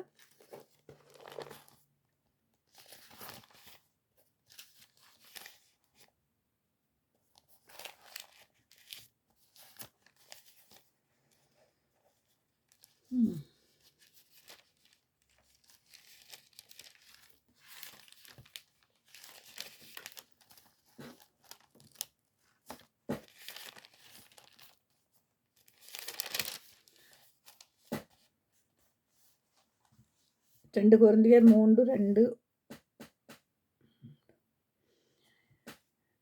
2 கொரிந்தியர் 3ஆம் அதிகாரம். எங்கள் இருதயங்களில் எழுதப்பட்டும் சகல மனுஷராலும் அறிந்து வாசிக்கப்பட்டும் இருக்கின்ற எங்கள் நிருபம் நீங்கள் தானே. யாருடைய இருதயங்களில்? பவுலுடைய இருதயங்களில் பதிக்கப்பட்டான் பாருங்க சனங்கள், பதிக்கப்பட்டாங்க. எங்கள் இருதயத்தில் இருக்கிறது யாரு? நீங்கள் தானே. எங்கள் நிருபம் ஆறாம் நீங்கள் தான். இன்றைக்கு சொல்ல முடியுமா? நீங்கள் சகோதர சிநேகம் பெருக கடவுது. சகோதரங்களுக்கு சகோதரங்கள் பகை, சகோதரங்களுக்கு சகோதரன் கூட பிறந்த சகோதரங்களோடையும் பகை, சபைக்கு இருக்கிற சகோதரங்களோடையும் பகை, கூட பிறந்த சகோதரங்களையே சபைக்கு கொண்டு வர முடியாமல் இருக்கிற அவங்கள எத்தனை தரம் தான் அவங்க விழுந்தாலும் அத்தனை தரத்துக்கும் தூக்கி எடுக்கிறதுக்கு நம்மளோட சாட்சி இருக்கணுமே. ஏனெனில் நீங்கள் எங்கள் ஊழியத்தினால் உண்டாக்கிய கிறிஸ்துவின் நிறுவமாயிருக்கிறீர்கள் என்று வெளியரங்கமாயிருக்கிறது. அப்போ நாங்கள் யாராம்? கிறிஸ்துவனுடைய நிறுவங்கள். அப்போ நாங்கள் கிறிஸ்துவனுடைய நிறுவங்கள் என்றால் அவங்களுக்கு நிறுவங்களாய்த்தான் இருக்கிறோம். கிறிஸ்துவின் நிறுவங்களாய் இருக்கிறீர்கள் என்று வெளியரங்கமாயிருக்கிறது. அது மையினால் அல்ல, ஜீவனுள்ள தேவனுடைய ஆவியினாலும் கற்பனைகளினாலே அல்ல, இருதயங்களாகிய சதையான பலகையினாலும் எழுதப்பட்டிருக்கிறது. அப்போ எப்படியா எழுதப்பட்டிருக்கிறது? இருதயமாகிய சதையான பலகை எழுதப்பட்டிருக்கு பாருங்க. இருதயத்திலே எழுதப்பட்டிருக்குது. நாங்கள் யாருடைய பிள்ளைகள்? யாருடையவர்கள்? யாருடைய நிறுவங்கள்? அப்போ அப்படியானவற்ற பிள்ளைகளாக இருந்தால் நாங்கள் எப்படியா இருக்க வேணும்? சபையிலே ஆகணும், இப்படித்தான் இருக்க வேணும். குடும்பங்களுக்குள்ளேயும் இப்படித்தான் இருக்க வேணும். பகையும் பழி சொல்லும் உடையல்ல. அடுத்தவனுக்கு நாங்கள் வெளிச்சமாக இருந்து காட்டணும். அடுத்தவனுக்கு நாங்கள் உப்பாக இருந்து காட்டணும். அடுத்தவனுக்கு நாங்கள் சாட்சியாக இருந்து காட்டணும். அடுத்தவனங்களை பார்க்கும்போது இவங்க தேவனுடைய பிள்ளைகள், தேவனுடைய புத்திரர்கள். அந்தியோக்கியா தேசத்தில் கிறிஸ்தவம் பெருகின போது அவர்களுக்கு இங்கேயும் கிறிஸ்தவர்கள் வந்து விட்டார்கள்னு சொல்லப்படுகிறது இல்லையா? அந்தியோக்கியா தேசத்திலாம் கிறிஸ்தவர் என்ற பேரே பெற்றப்பட்டவர். அப்போ நாங்கள் கிறிஸ்தவர்கள். கிறிஸ்தவர்களுக்குள்ள யார் இருக்கணுமா? கிறிஸ்து தான் இருக்க வேண்டும். வேற வேற காரியங்கள் எல்லாம் பாருங்க பொக்கிஷமாக வச்சிருப்போம் பாருங்க. அந்த பொக்கிஷத்தை தேவையற்ற பொக்கிஷம் வச்சிருப்போம். தேவையுள்ள காரியங்கள் எல்லாம் இல்லை, தேவையற்ற பொக்கிஷம்.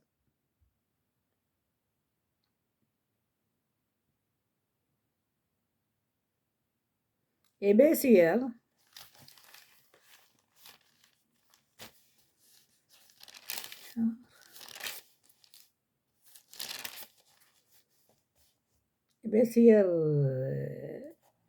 4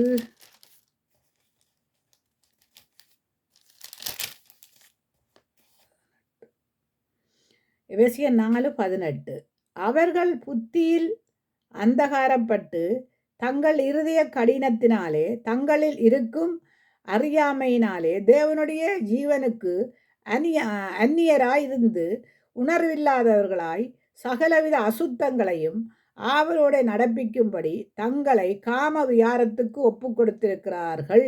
யாராம் ஒப்பு கொடுத்திருக்கிறார்? கிறிஸ்தவர்கள்லாம் காம விகாரங்களுக்கு ஒப்பு கொடுக்கிறார்கள் தங்களை. எப்படியானவர்கள்? அவர்கள் புத்தியில் அந்தகாரப்பட்டு தங்கள் இருதய கடினத்தினாலே. அப்போ இருதயம் எப்படியா இருக்கு? கடினம் பாருங்க. நான் இப்படித்தான் செய்வேன், நான் இப்படித்தான் பேசுவேன், நான் இப்படித்தான் நடப்பேன், நான் இப்படித்தான் இருப்பேன், என்ன கேட்க யாருக்கும். அப்போ கடின இருதயமும் காம விகாரமும். இதுக்குள்ள தேவன் வாசம் பண்ணுவாரா என்ன? நீங்களே சொல்லுங்களேன். தேவன் வாசம் பண்ணக்கூடிய இடம் எதுவாம்? பாளையம் எதுவாம்? இந்த இருதயம்தான். அந்த இருதயம் எப்படியா இருக்கணும்? பாளையம் சுத்தமாக இருக்கணும், அசுசிப்பட்டுகிறதுக்கு அல்ல.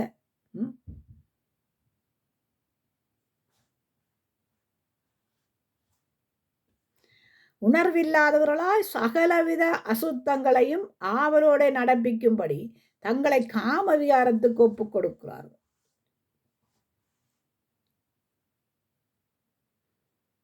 அப்ப இயேசுவினுடைய சத்தியம் எப்படியாய் போகுதாம்? அவமாய் போகிறது. அப்ப இருதயம் நமக்குள்ள எப்படியா இருக்கணும்? சுத்தமா இருக்கணும், பாளையம் சுத்தமா இருக்கணும், சபை சுத்தமா இருக்கணும். உங்களோட வீட்டுக்கு யாரும் வர போறாங்கன்னு சொல்லி சொன்னா அந்த வீட்டை நீங்கள் சுத்தப்படுத்துவீங்களோ சுத்தப்படுத்த மாட்டீங்களோ? கிச்சனை போட்டு அதை 18 அடி, அந்த மருந்து இந்த மருந்தெல்லாம் போட்டு அடி என்று அடிப்போம் இல்லையா? அடித்து வீடு வாசல் எல்லாம் சும்மா அந்த மாதிரி கூகர் பிடிச்சி அது பிடிச்சி இது பிடிச்சி அதெல்லாம் சுத்தம் பண்ணுவோம். சுத்தம் பண்ணுறது மட்டும் இல்லை, என்னத்தை காய்ச்சுவோம், என்னத்தை உண்போம், என்னத்தை குடிப்போம், என்னத்தை கொடுப்போம்னு தான் இருப்போம். ஆனால் ஆண்டவருடைய ஆலயம், ஆண்டவர் உலாவுகிற ஆலயத்தையும் ஆண்டவர் இருக்கிற சுத்த இருதயத்தையும் நாங்கள் எப்படி வைத்திருக்கிறோமா? அசூசித்திப்படுத்த. அப்போ கர்த்தருக்கு பிரியமில்லாத காரியங்கள் நமக்கு தேவைப்படாதது.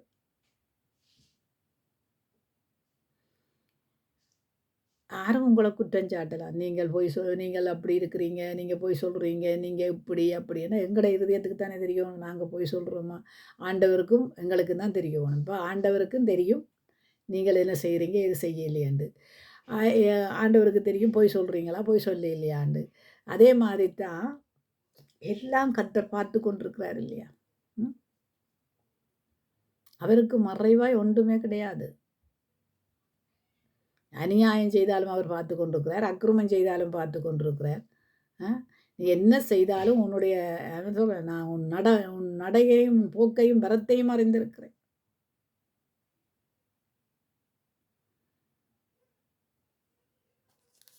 எபேசியர் 6 பார்ப்போம்.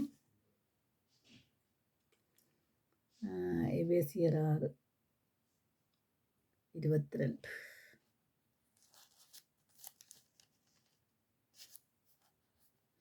நீங்கள் எங்கள் செய்திகளை அறியவும் அவன் உங்கள் இருதயத்துக்கு ஆறுதல் செய்யவும் அவனை உங்களிடத்திலே அனுப்பினேன். சுவிசேஷத்திற்கு சங்கிலியாலே கட்டப்பட்டிருக்கிற சேனாதிபதியாகிய நான் அதை பற்றி பேச வேண்டிய தைரியமாய் பேசத்தக்கதாக நான் தைரியமாய் என் வாயை திறந்து சுவிசேஷத்தின் ரகசியத்தை அறிவிக்கிறதுக்கு வாக்கு எனக்கு கொடுக்கப்படும்படி எனக்காகவும் விண்ணப்பம் பண்ணுங்கள். அன்றியும் எனக்கடுத்த காரியங்களுக்கும் என் சுய செய்திகளையும் உங்களுக்கு தெரியப்படுத்துவதற்கும் அவைகளை எல்லாம் நமக்கு பிரியமான சகோதரனும் கர்த்தருக்கு உண்மையுள்ள ஊழியக்காரனுமாயிருக்கிற தீகுக்கு உங்களுக்கு அறிவிப்பான். அப்போ தீகுக்குவே தீகுக்கு எங்களுக்கு எல்லாத்தையும் அறிவிக்கிறவனாக இருக்கிறான். நீங்கள் எங்கள் செய்திகளை அறியவும் அவன் உங்கள் இருதயத்துக்கு ஆறுதல் செய்ய. அப்போ இருதயத்துக்கு ஆறுதல், ஒருத்தனுக்கு ஒருத்தர் இருதயத்திலே ஆறுதல் படுத்த வேணும். இருதயத்தில் புல விட்டு இதை தான் தவறு செய்தாலும் அந்த இருதயத்தை ஆறுதல் படுத்த வேணும். ஓகே, நீங்கள் செய்தீங்களா, செய்யலையே, தவறுகள் நடந்ததோ நடக்கலையோ, சரி, ஓகே ஓகே, அதை எல்லாத்தையும் நாங்கள் மறந்து விடுவோம். அதாவது எல்லாம் இருதயத்தில் வச்சிருக்காதீங்க. புத்திமதியும் ஆறுதலும் முக்கியமானதாக இருக்கிறது. அழுகிறவரோட அழுங்க, சிரிக்கிறவரோட சிரியுங்க.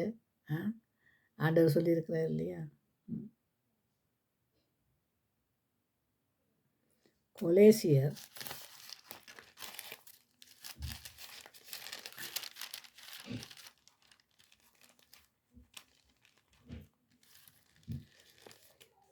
கொலேசியர் 2:2.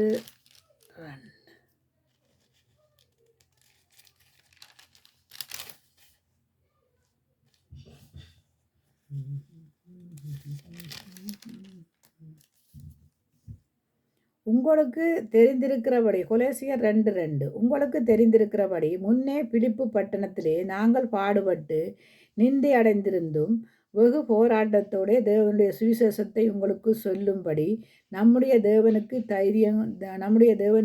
தைரியம் கொண்டிருந்தோம். எங்கள் போதகம் வஞ்சகத்தினாலும் தூர சகினாலும் உண்டாகவில்லை, அது கபடமுள்ளதாயும் இருக்கவில்லை. அப்போ சுவிசேஷத்தை அறிவிக்கிற இருதயத்துக்குள்ள என்ன இருக்கணுமா? கபடங்கள் இருக்கக்கூடாது, வஞ்சகம் இருக்கக்கூடாது, சூது இருக்கக்கூடாது.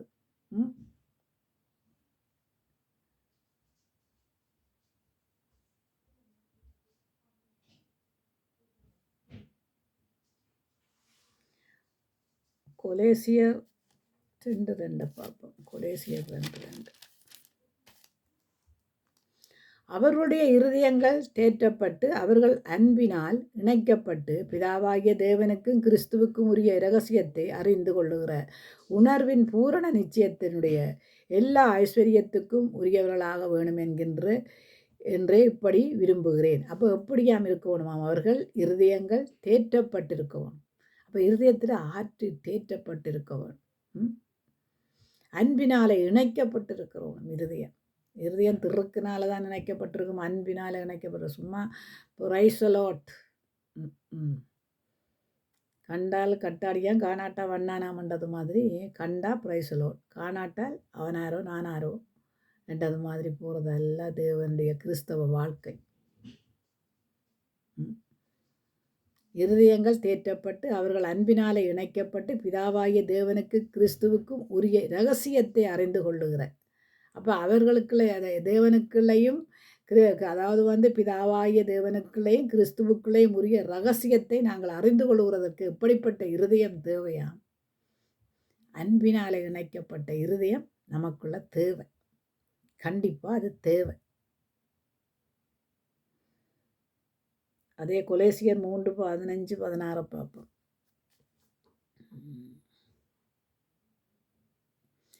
தேவ வசனம் உங்கள் இருதயங்களிலே ஆழக்கடவது. இதற்கென்றே நீங்கள் ஒரே சரீரமாக அழைக்கப்பட்டீர்கள். நன்றி அறிதல் உள்ளவர்களாயிருங்கள். அப்படியா இருக்கட்டாம். தேவ வசனம் உங்கள் இருதயங்களில் ஆழக்கடவது. நன்றி அறிதல் உள்ளவர்களாயிருங்கள்.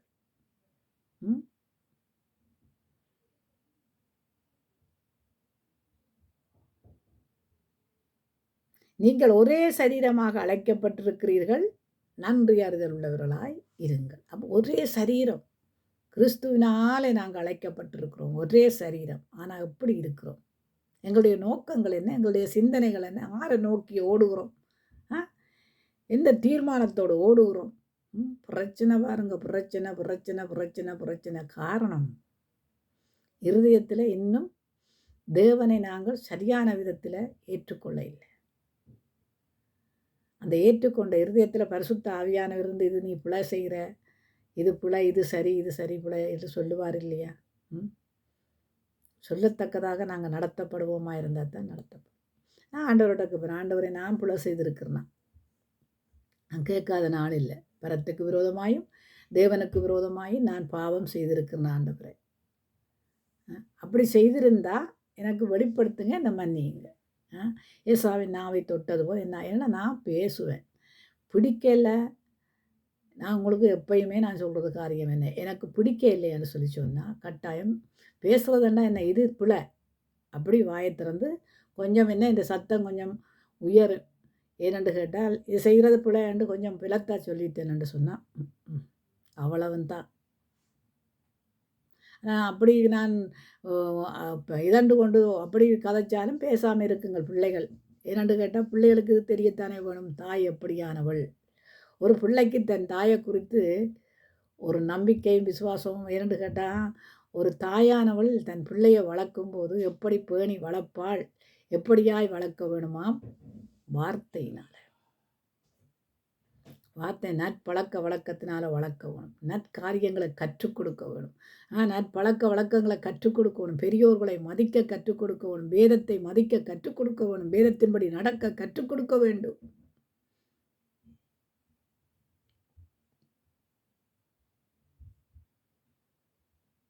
அதுதான் நமக்குடைய தலையில் விழுந்த, ஏன்னு கேட்டால் சுவிசேஷத்தை அறிவிக்கிறது நமக்குடைய தலையில் விழுந்த கடமை என்று சொல்லும்போது பிள்ளைகளை வளர்க்குறதும் நம்முடைய தலையில் விழுந்த கடமை. பிள்ளைகளை சும்மா அவிட்டு விட்ட ஆட்டுக்குட்டி, அந்த ஆடுகளை அவிட்டு விட்டு 6 மணிக்கு வந்து தான் வீடு சேரும். அப்படி அல்ல பிள்ளைகளை வளர்க்குறது. இந்த வேதத்தில் வளர்த்தா அது நல்ல வடிவாக நேரத்தோட வீடு வந்து சேரும்.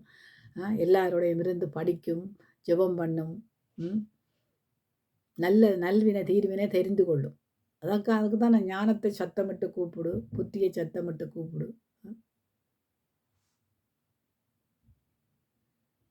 அதையெல்லாம் கொடுக்குறவர் பரிசுத்த ஆவியானவர் இல்லையா? அதை பேதைகளை ஞானியாக்கி ஞானிகளை பேதையாக்குறாராம் ஆண்டவர்.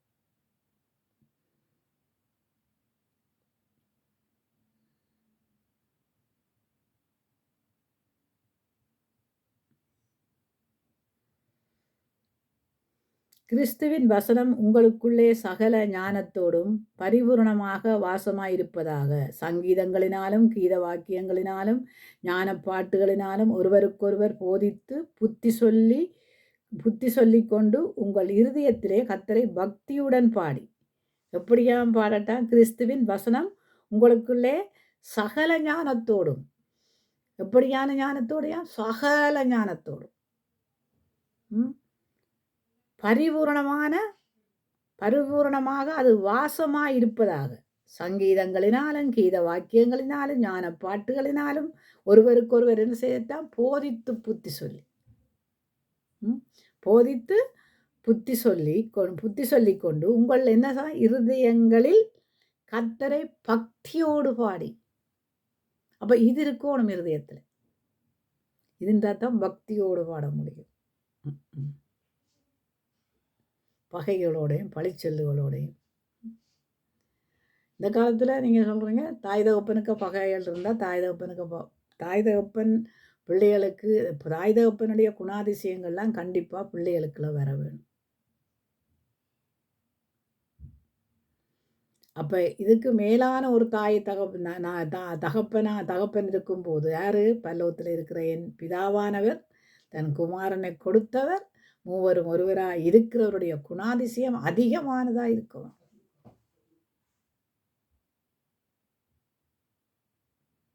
யாரும் புட செய்யாத வேலும் தப்பி செய்யாத வேலும் இல்லை. யாரும் எல்லாரும் ஒஸ்தின்னு சொல்லவும் முடியாது.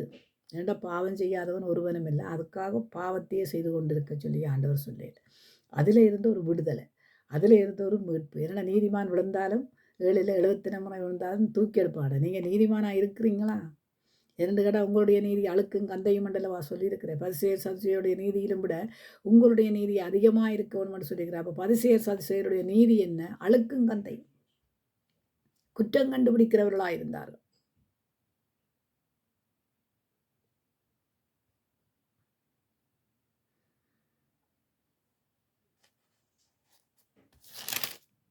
தெசலோனிக்கர் 1 தெசலோனிக்கர் 2:16.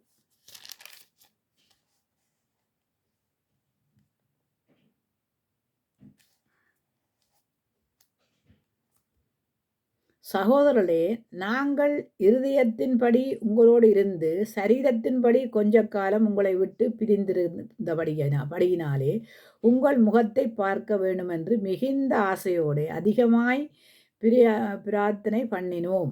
அப்போ பாருங்க எப்படியெல்லாம் அந்த பவுலடியான் இந்த காரியங்கள் பாருங்க, என்ன தூரத்தில் இருந்தாலும் அவனுடைய இருதயம் ஆரை நோக்கி பார்க்குது. அவன் மாம்சத்தின்படி நாங்கள் தூரத்தில் இருந்தாலும் ஆவியின்படி எங்களுடைய இருதயத்தில் உங்களை நினைத்து கொண்டுதான் இருக்கிறோம்.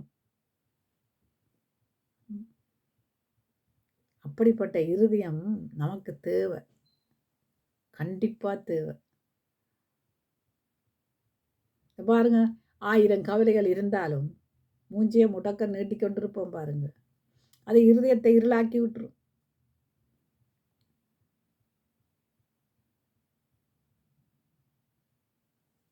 அப்படியான காரியங்கள் நமக்குள்ள இருதயங்களுக்குள்ள இருக்காதபடிக்கு, அதான் தாவீது ராஜாவினுடைய காரியங்களை நான் பார்க்கும்போது அநேகம் இருந்தது. நான் இதை கொஞ்சமாக சொல்லி உங்களுக்கு முடித்துட்டு போகிறேன். உபாகமம் 9ஆம் அதிகாரம்.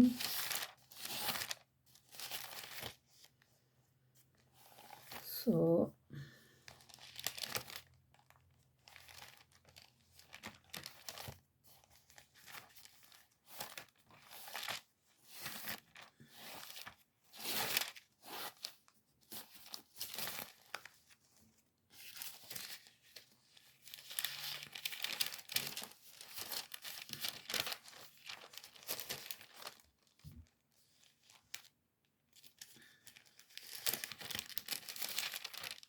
உபாகமம் 9ஆம் அதிகாரம் 4 இருந்து பார்ப்போம். உன் தேவனாகிய கர்த்தர் அவர்களை உனக்கு முன்பாக துரத்துகையில் நீ உன் இருதயத்தில் என் நீதியின் நிமித்தம் இந்த தேசத்தை சுதந்தரித்து கொள்ளும்படி கர்த்தர் என்னை அழைத்து வந்தார் என்று சொல்வாயாக. அந்த ஜாதிகளுடைய ஆகமியத்தின் நிமித்தமே கர்த்தர் அவர்களை உனக்கு முன்பாக துரத்தி விடுகிறார். அப்போ பாருங்க, எப்படி என்றால், உன் தேவனாகிய கர்த்தர் அவர்களை உனக்கு முன்பாக துரத்துகையில் நீ உன் இருதயத்தில் என் நீதியின் நிமித்தம் தேசத்தை சுதந்திரித்து. அப்போ இது மோசே சொல்லுகிறான். மோசேக்கு ஆண்டவர் கொடுத்த கட்டளைகளையும் கற்பனைகளையும் அவன் மீறினானா? ஒரே ஒரு தரம் தான் அதில் இருக்கு. ஒரே ஒரு தரம் ஆண்டவர் என்ன சொல்கிறாருன்னு கேட்டால், பேசு என்றதுக்கு அடித்தான் என்று பார்க்கிறோம். பேசு என்றதுக்கு அடித்தான் என்று பார்க்கிறோம். அதனாலே அவன் அந்த கானான் தேசத்துக்கு போக முடியாமல் போயிட்டுது.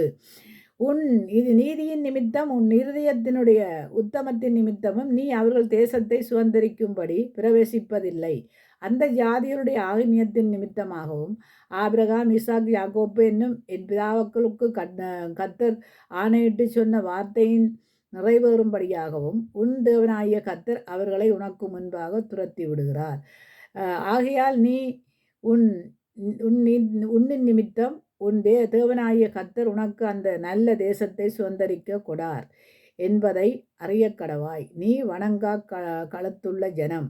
அப்போ யாரை பார்த்து ஆண்டவர் இஸ்ரவேல் ஜனங்கள் வணங்கா களத்துள்ள, இன்றைக்கும் வணங்கா களத்துள்ள ஜனங்களாகத்தான் நாங்கள் இருக்கிறோம். இருதயத்தில் என்ன சொல்லுங்க அப்போ? தில்லுமுள்ளதான் ஆண்டவர் சொல்கிற இருதயமோ திருக்குள்ளதாக இருக்கிறது. திருக்குள்ள இருதயங்களிலே ஆண்டவர் வாசம் பண்ணுவாரா என்ன? ஏனென்று கேட்டால் ஒருத்தர் பார்த்தா தெரியும், ஏன்னா அகத்தின் அழகு முகத்தில் தெரியுமான்னு சொல்லுவாங்க. அப்போ ஆண்டவருடைய அழகு மகிமையும் ஆண்டவர் என்னுடைய மகிமையை வேறொருவனுக்கு கொடேன், விக்கிரக ஆராதனைகளுக்கு கொடேன் என்று சொல்லவர். ஆனால் உங்களுக்குள்ள என்ன மகிமையாக விளங்குறாராம்? அப்போ அந்த மகிமையான காரியங்களை ஆண்டவர் எங்களுக்குள்ளே என் முகத்தை உங்கள் மேலே பிரகாசிக்க பண்ணுவேன் என்று சொன்ன தேவனுடைய முகம் பிரகாசிக்கும் போது இருதயம் பிரகாசித்தா முகமும் பிரகாசிக்கும். அப்போ இருதயத்திலே நமக்கு என்ன இருக்கணுமா? சுத்தம் இருக்க வேணும். பாருங்க, பொய் அடுக்குவோம் பாருங்க, எப்படியெல்லாம் அடுக்குவோம். அம்மா சொல்ல தேவையில்லை பொய்க்கு. இல்லாத பொல்லாதெல்லாம் சொல்லி ஆற அந்த பொய்யினால் மடக்கலாம்னு பார்ப்பாங்க. புரிஞ்சு கொள்ளலாம். அப்படியா இவங்க போய் சொல்கிறாங்க என்று புரிஞ்சு கொள்ளலாம். நாங்கள் பார்க்குறோம் என்னென்னு கேட்டால், சங்கீதம் நான் உங்களுக்கு சங்கீதத்தில் நான்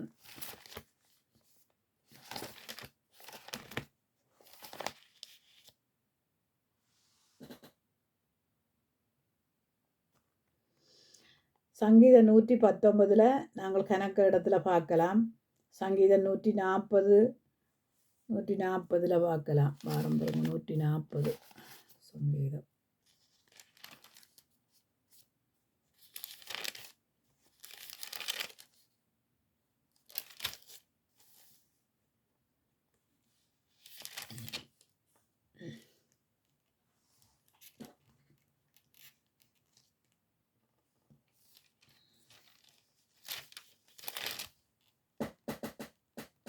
அவர்கள் தங்கள் இருதயத்திலே பொல்லாப்புகளை சிந்தித்து யுத்தம் செய்ய நாள்தோறும் கூட்டம் கொடுக்கிறார்கள். அப்போ என்னவான் தங்கள் இருதயத்தில் என்னத்தை நினைக்கிறார்களாம்? பொல்லாப்பு நினைக்கிறார்கள். பொல்லாப்பு நினைச்சு யுத்தம் செய்ய கூட்டம் கூடுகிறார்கள். அப்போ இப்படியான காரியங்கள் இருதயங்களிலே இருக்கக்கூடாது. கூட்டம் கூடக்கூடாது. இருதயத்திலே பொல்லாத நினைவுகள் நினைச்சு கூட்டம் கூடக்கூடாது. மற்றது சங்கீதம் 8 பார்ப்போம். சங்கீதம் 108:1. தேவனே, என் இருதயம் ஆயத்தமாயிருக்கிறது, நான் பாடி கீர்த்தனம் பண்ணுவேன். என் மகிமையும் பாடும். வீணையே சுரமண்டலமே விழித்திருங்கள், நான் அதிகாலையிலே விழித்திருப்பேன். அப்போ இருதயம் அப்படியா இருக்குமாம்? தேவனே, என் இருதயம் ஆயத்தமாயிருக்கும். தேவனுக்கு முன்பாக இருதயம் அப்படியா இருக்கணுமாம்? ஆயத்தமாயிருக்கணும். 111 பார்ப்போம்.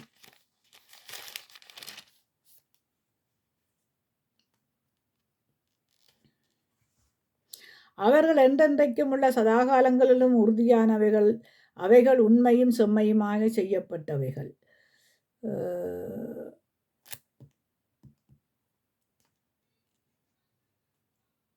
11.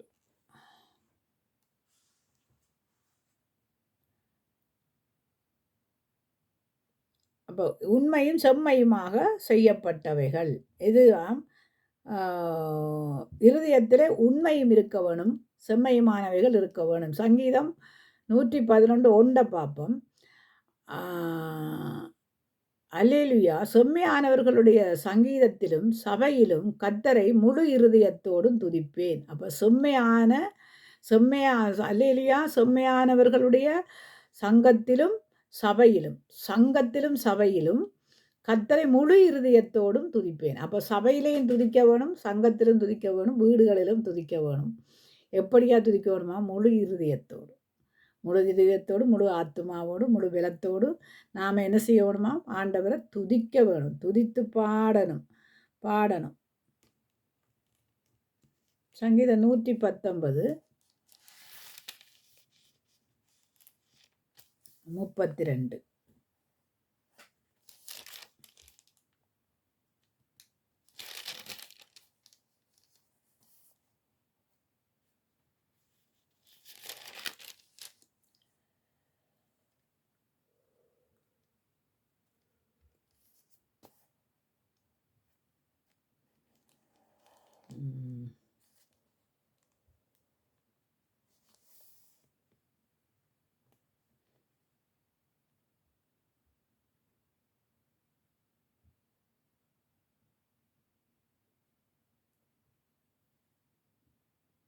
நீரென் இருதயத்தை விசாலமாக்கும் போது நான் உமது கற்பனைகளில் வழியாக ஓடுவேன். அப்போ இருதயத்தை ஆண்டவர் விசாலமாக்கும் போது நான் உமது கற்பனைகளின்படி ஓடுவேன், வேதத்தின்படி ஓடுவேன். கர்த்தாவே, உமது பிரமாணங்களின் வழியை எனக்கு போதியும், முடிவறியந்தவன் நான் அதை காத்து கொள்ளுவேன். எனக்கு உணர்வை தாரும், அப்பொழுது நான் உமது வேதத்தை பற்றி கொண்டு என் முழு இருதயத்தோடும் அதை கை கொள்ளுவேன். அப்போ எப்படியா வெண்ணத்தை திரட்டுமாம்? ஆண்டவர்கிட்ட கேட்குறது, எப்படியா பிரமாணத்தை எனக்கு போதியும், முடிவறியந்தவன் நான் அதை காத்து கொள்ளுவேன். எனக்கு உணர்வை தாரும். உணர்வு இருக்க வேணும், இருதயத்திலே உணர்வுகள் இருக்க வேணும். உமது கற்பனைகளின் பாதையிலே என்னை நடத்தும், நான் அதில் பிரியப்படுகிறேன். என் இருதயம் பொருளாசையை சாராமல் உமது சாட்சியை சாரும்படி செய்யும். அப்போ பொருள் ஆசையிலே நாங்கள் எங்களுடைய இருதயம் சாரக்கூடாது. சாய்ந்தால் அவ்வளவுதான். அதனால் பணத்தின் மேலே கண் போனால் போயிடும் அபிஷேகம், ஆக்கள் மேலே கண்ணு போனால் அம்போ அபிஷேகம். ஏன்னா நாங்கள் பார்க்குறோம் என்னென்று கேட்டால் சங்கீதம் 57 பார்க்குறோம். கர்த்தாவே, நீரே என் பங்கு, நான் உமது வசனத்தை கை கொள்ளுவேன் என்றேன். முழு இருதயத்தோடும் உம்முடைய தயவுக்காக கெஞ்சுகிறேன். உமது வாக்கின்படி எனக்கு இரங்கும். அப்போ கர்த்தரிடத்துல என்ன கேட்குறோமா? முழு இருதயத்தை தர சொல்லித்தான் கேட்க நாங்கள் பார்த்தோம்னா சங்கீதம் 73 ஒன்றை பார்க்கிறோம். சங்கீதம் 81 12, சங்கீதம் 78 8, சங்கீதம் 139 23 24, சங்கீதம் 143 4, சங்கீதம் 140, சங்கீதம் 119. இப்படியே பார்த்தோம்னா 111 108 இதுகளே சங்கீதங்களில் பார்க்க போனால் எல்லாம் இருதயத்தை குறித்து தான் போடப்பட்டிருக்கு. தாவீது ராஜா தன் இருதயத்தை எப்படியாய் தேவன் பக்கம் திருப்புகிறான். அப்போ நாங்கள் தேவன் பக்கம் எங்களுடைய இருதயங்களை திருப்புகிறவர்களாய் இருக்க வேண்டும். தேவனுக்கு பிரியமானது என்னவாம்? சுத்த இருதயம். நிலவரமான ஆவியை அவர் திருஷ்டிக்கிறதற்கு என்ன வேணுமாம்?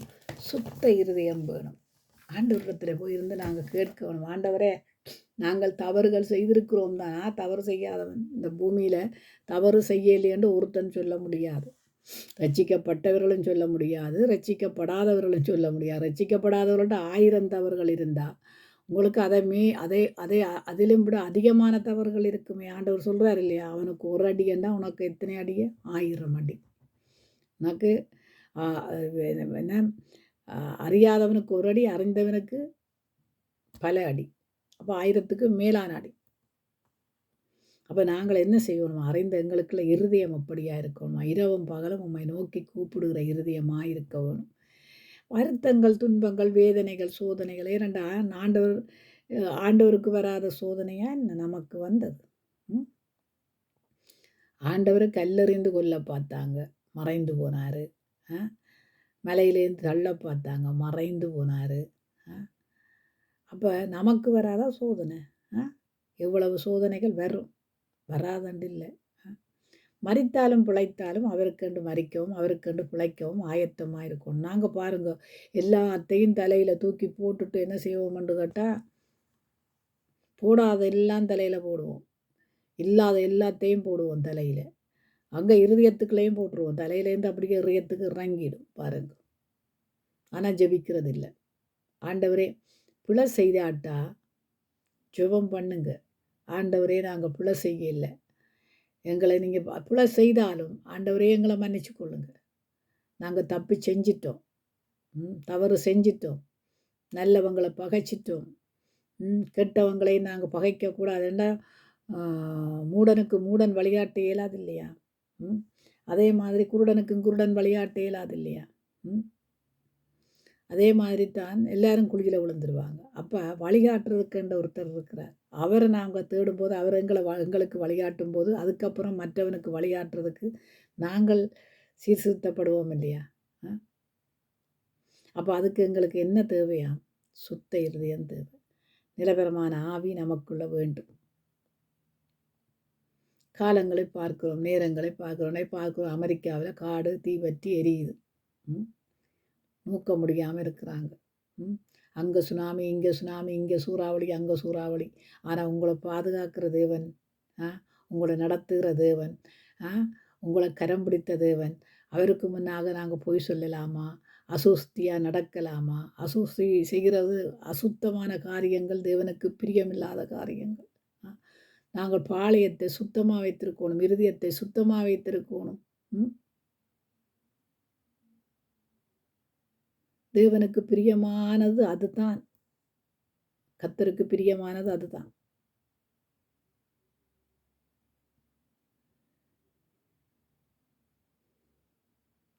நாங்கள் மட்டும் சுத்தமாக இருந்தால் போதாது, எங்கள் பிள்ளைகளை சுத்தப்படுத்த வேணும். சுத்தமண்டா என்னென்று பிள்ளைகளுக்கு கற்றுக் கொடுக்க வேணும். சபையில் இருக்கிற விசுவாசிகளோடு ஐக்கியப்பட்டு அவர்களுக்கு கற்றுக் கொடுக்க வேணும். ஊழியக்காரர்கள், விசுவாச குடும்பங்கள், மேய்ப்பர்கள், மூப்பர்கள், சுவிசேஷர்கள், அப்போஸ்தலர்கள், போதகர்கள், சுவிசேஷிகள் சுத்த இருதயமுள்ளவர்களாக இருக்க வேண்டும். ஆண்டவர் அதைத்தானே விரும்புகிறார்.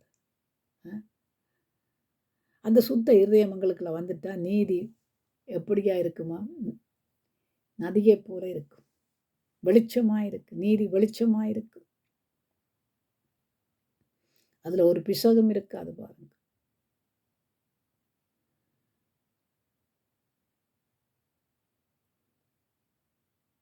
அப்போ நல்ல காரியங்களை செய்ய வேணுமெண்டா இருதயங்கள் சுத்தமாக இருக்கணும்.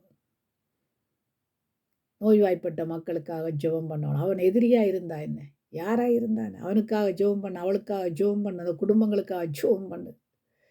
உனக்கு சுத்த இருதயம் இருந்தால் அவங்களுக்காக ஜெபம் பண்ணு. கத்தரால கூடாத காரியம் என்ன இருக்குது?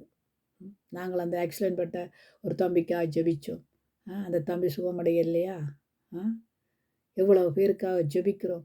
ஒரு மகளுக்காக ஜெபிச்சோம். வருஷக்கணக்காக ஜெபிச்சோம். இன்றைக்கு அந்த பிள்ளைக்கு குழந்தை கிடைக்க இல்லையா? நீ ஆண்டவர் செய்யும் வரைக்கும் நாங்கள் ஜெபிச்சு கொண்டு தான் இருக்கணும். ஆண்டவர் அதை எங்களுக்கு நான் செய்யும் வரைக்கும் முடிவு பரியந்தமும் அதில் நிலைத்திருக்கணும். ஜெபம் பண்ணிக்கொண்டு நீங்கள் இங்கே ஜெபிக்கிறதுக்கும் துதிக்கிறதுக்கும் பஞ்சு இங்கே வந்து என்ன செய்கிறண்டாலும் பஞ்சு ஆக நாங்கள் சபையில் மட்டும்தான் செய்வோம்ன்றிருந்து சபைக்கு அந்த கட்டாயப்பட்டு போகிறதுக்கும் கட்டாயப்பட்டு இதுன்றதுக்குமான பல்லோராட்சியத்தில் போய் நாங்கள் அந்த துதியை எடுக்கணுமே. துதிக்கு பாத்திரர் அங்கே அல்லவா இருக்கிறாரு. அவருக்கு முன்பாக நாங்கள் போய் துதிக்கணும் இல்லையா? பாடணும் இல்லையா? அங்கே போய் சொல்லணுமா, ஆண்டவரே நமக்கு பஞ்சு, அதனால் இன்றைக்கு இங்கே இருக்கிறவங்க துதிக்கட்டும் ஆண்டவரே, நாங்கள் பேந்து வந்து துதிக்கிறோம் ஆண்டவரே, பேந்து ஜெபிக்கிறோம் ஆண்டவரே என்று சொல்ல முடியுமா என்ன? பரலோகத்துக்கு போகும்போது எங்களுடைய பணமும் பட்டமும் படிப்பும் எங்களுக்கு கைகோத்து கொண்டா வரப்போகுது. வெறுமையாக வந்தோம், வெறுமையாக தான் போகிறோம். அப்போ இந்த பூமியில் இருக்கும்போது இருதயத்தில் நாம் எப்படியா இருக்கணுமா? கரையற்றவர்களாய். ஒருத்தரும் சொல்லலாது தான், நான் சுத்தம், நான் பரிசுத்தம் என்று சொல்லவே முடியாது. அப்படி சொல்கிறவன் தேவனுடைய பிள்ளைகள் அல்ல. என்னோட தேவன் சோதிக்கப்பட்டதுக்கு பிறகு அதுக்கப்புறம்தான் அவர் தன்னையே அர்ப்பணித்தார் என்று பார்க்கிறோம். அப்போ சோதிக்கப்பட்டதுக்கு பிறகு நாங்கள் பொன்னாய் விளங்குவோம் இல்லையா? சோதனையை மேற்கொள்ளுகிறவர்களாயிருக்கும். எனக்கு சோதனை வரக்கூடாதப்பா, நான் யார், என்னுடைய இது என்ன, என்னுடைய அது என்ன, இது என்னன்னு யோசிக்கிறதுக்கெல்லாம் சோதனை சொல்லிட்டு வரதில்லை. எல்லாருக்கும் பணக்காரனுக்கும் ஒரு சோதனை வரும், பணம் இல்லாதவனுக்கும் சோதனை வரும். எல்லாருக்கும் சோதனை வர்றது உண்டு. ஆனால் அதை ஜெயிக்கிறதுக்கு பார்க்கும். பவுலடியான பார்த்தீங்க தானே, ஜெயம் கொண்டான்னு பார்க்குறோம். பேதுருவிட்ட கையில் என்ன பணமாக இருந்தது, வெள்ளியும் பொண்ணும் என்னிடத்துல இல்லைப்பா, யார் இருக்கிறது? நசரேயனா இயேசுவின் நாமத்தினாலே எழுந்து நட.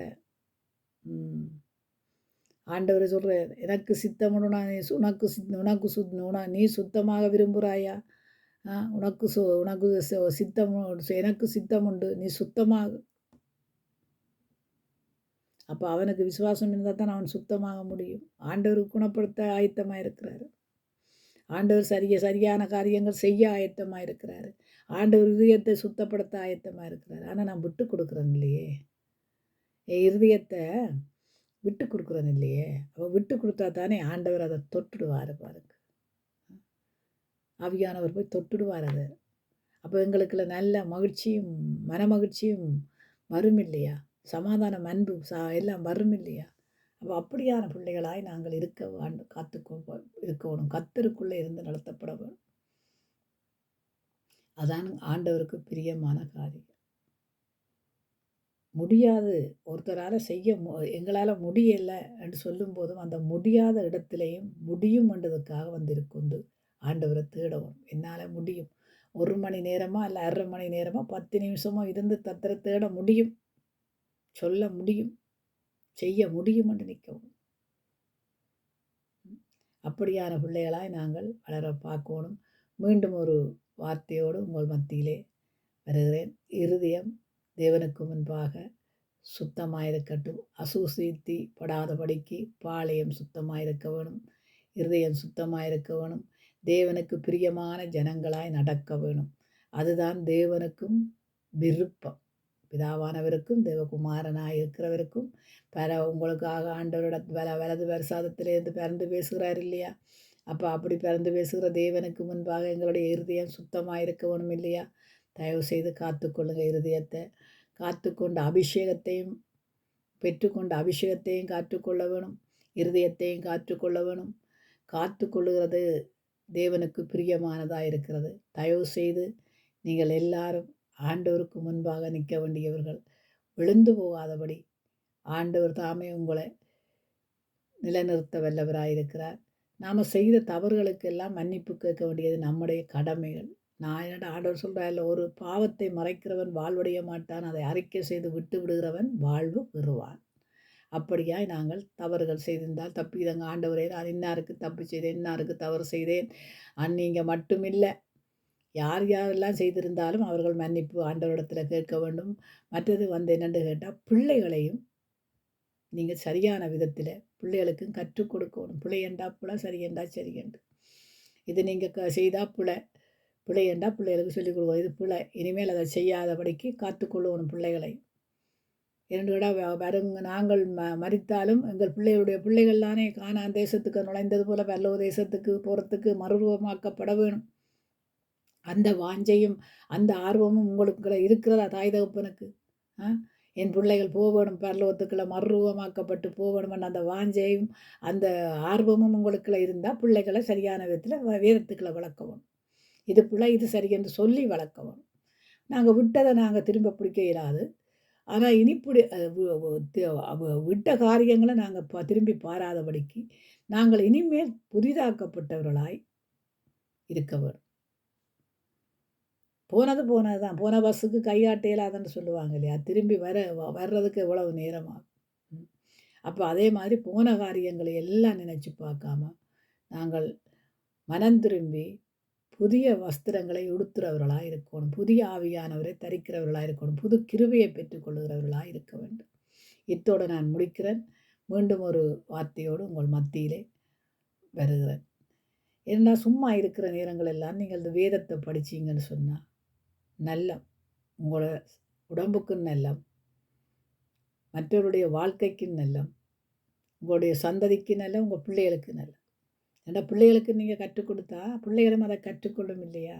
சிறு வயதிலேயே பிள்ளையாண்டான வளர்க்க வேண்டிய வழியில் வளர்த்தால் அது முதிர் வயதிலும் கணிதரம் பண்ணால் இதில் வளர்க்கணும். இந்த இதில் தான் மனைவி வீட்டோரமாக கணிதரம் திராட்சை செடி, பிள்ளைகள் ஒலிவ மரக்கன்று. அப்போ மனைவி என்ன செய்கிறா? வீட்டோரமாக கணிதரத்தில் திராட்சை செடியாக வசனத்தை கொடுத்து பிள்ளைகளை வளர்க்க வேண்டியது நம்மோட காரியங்கள், பெற்றோருடைய காரியங்கள்.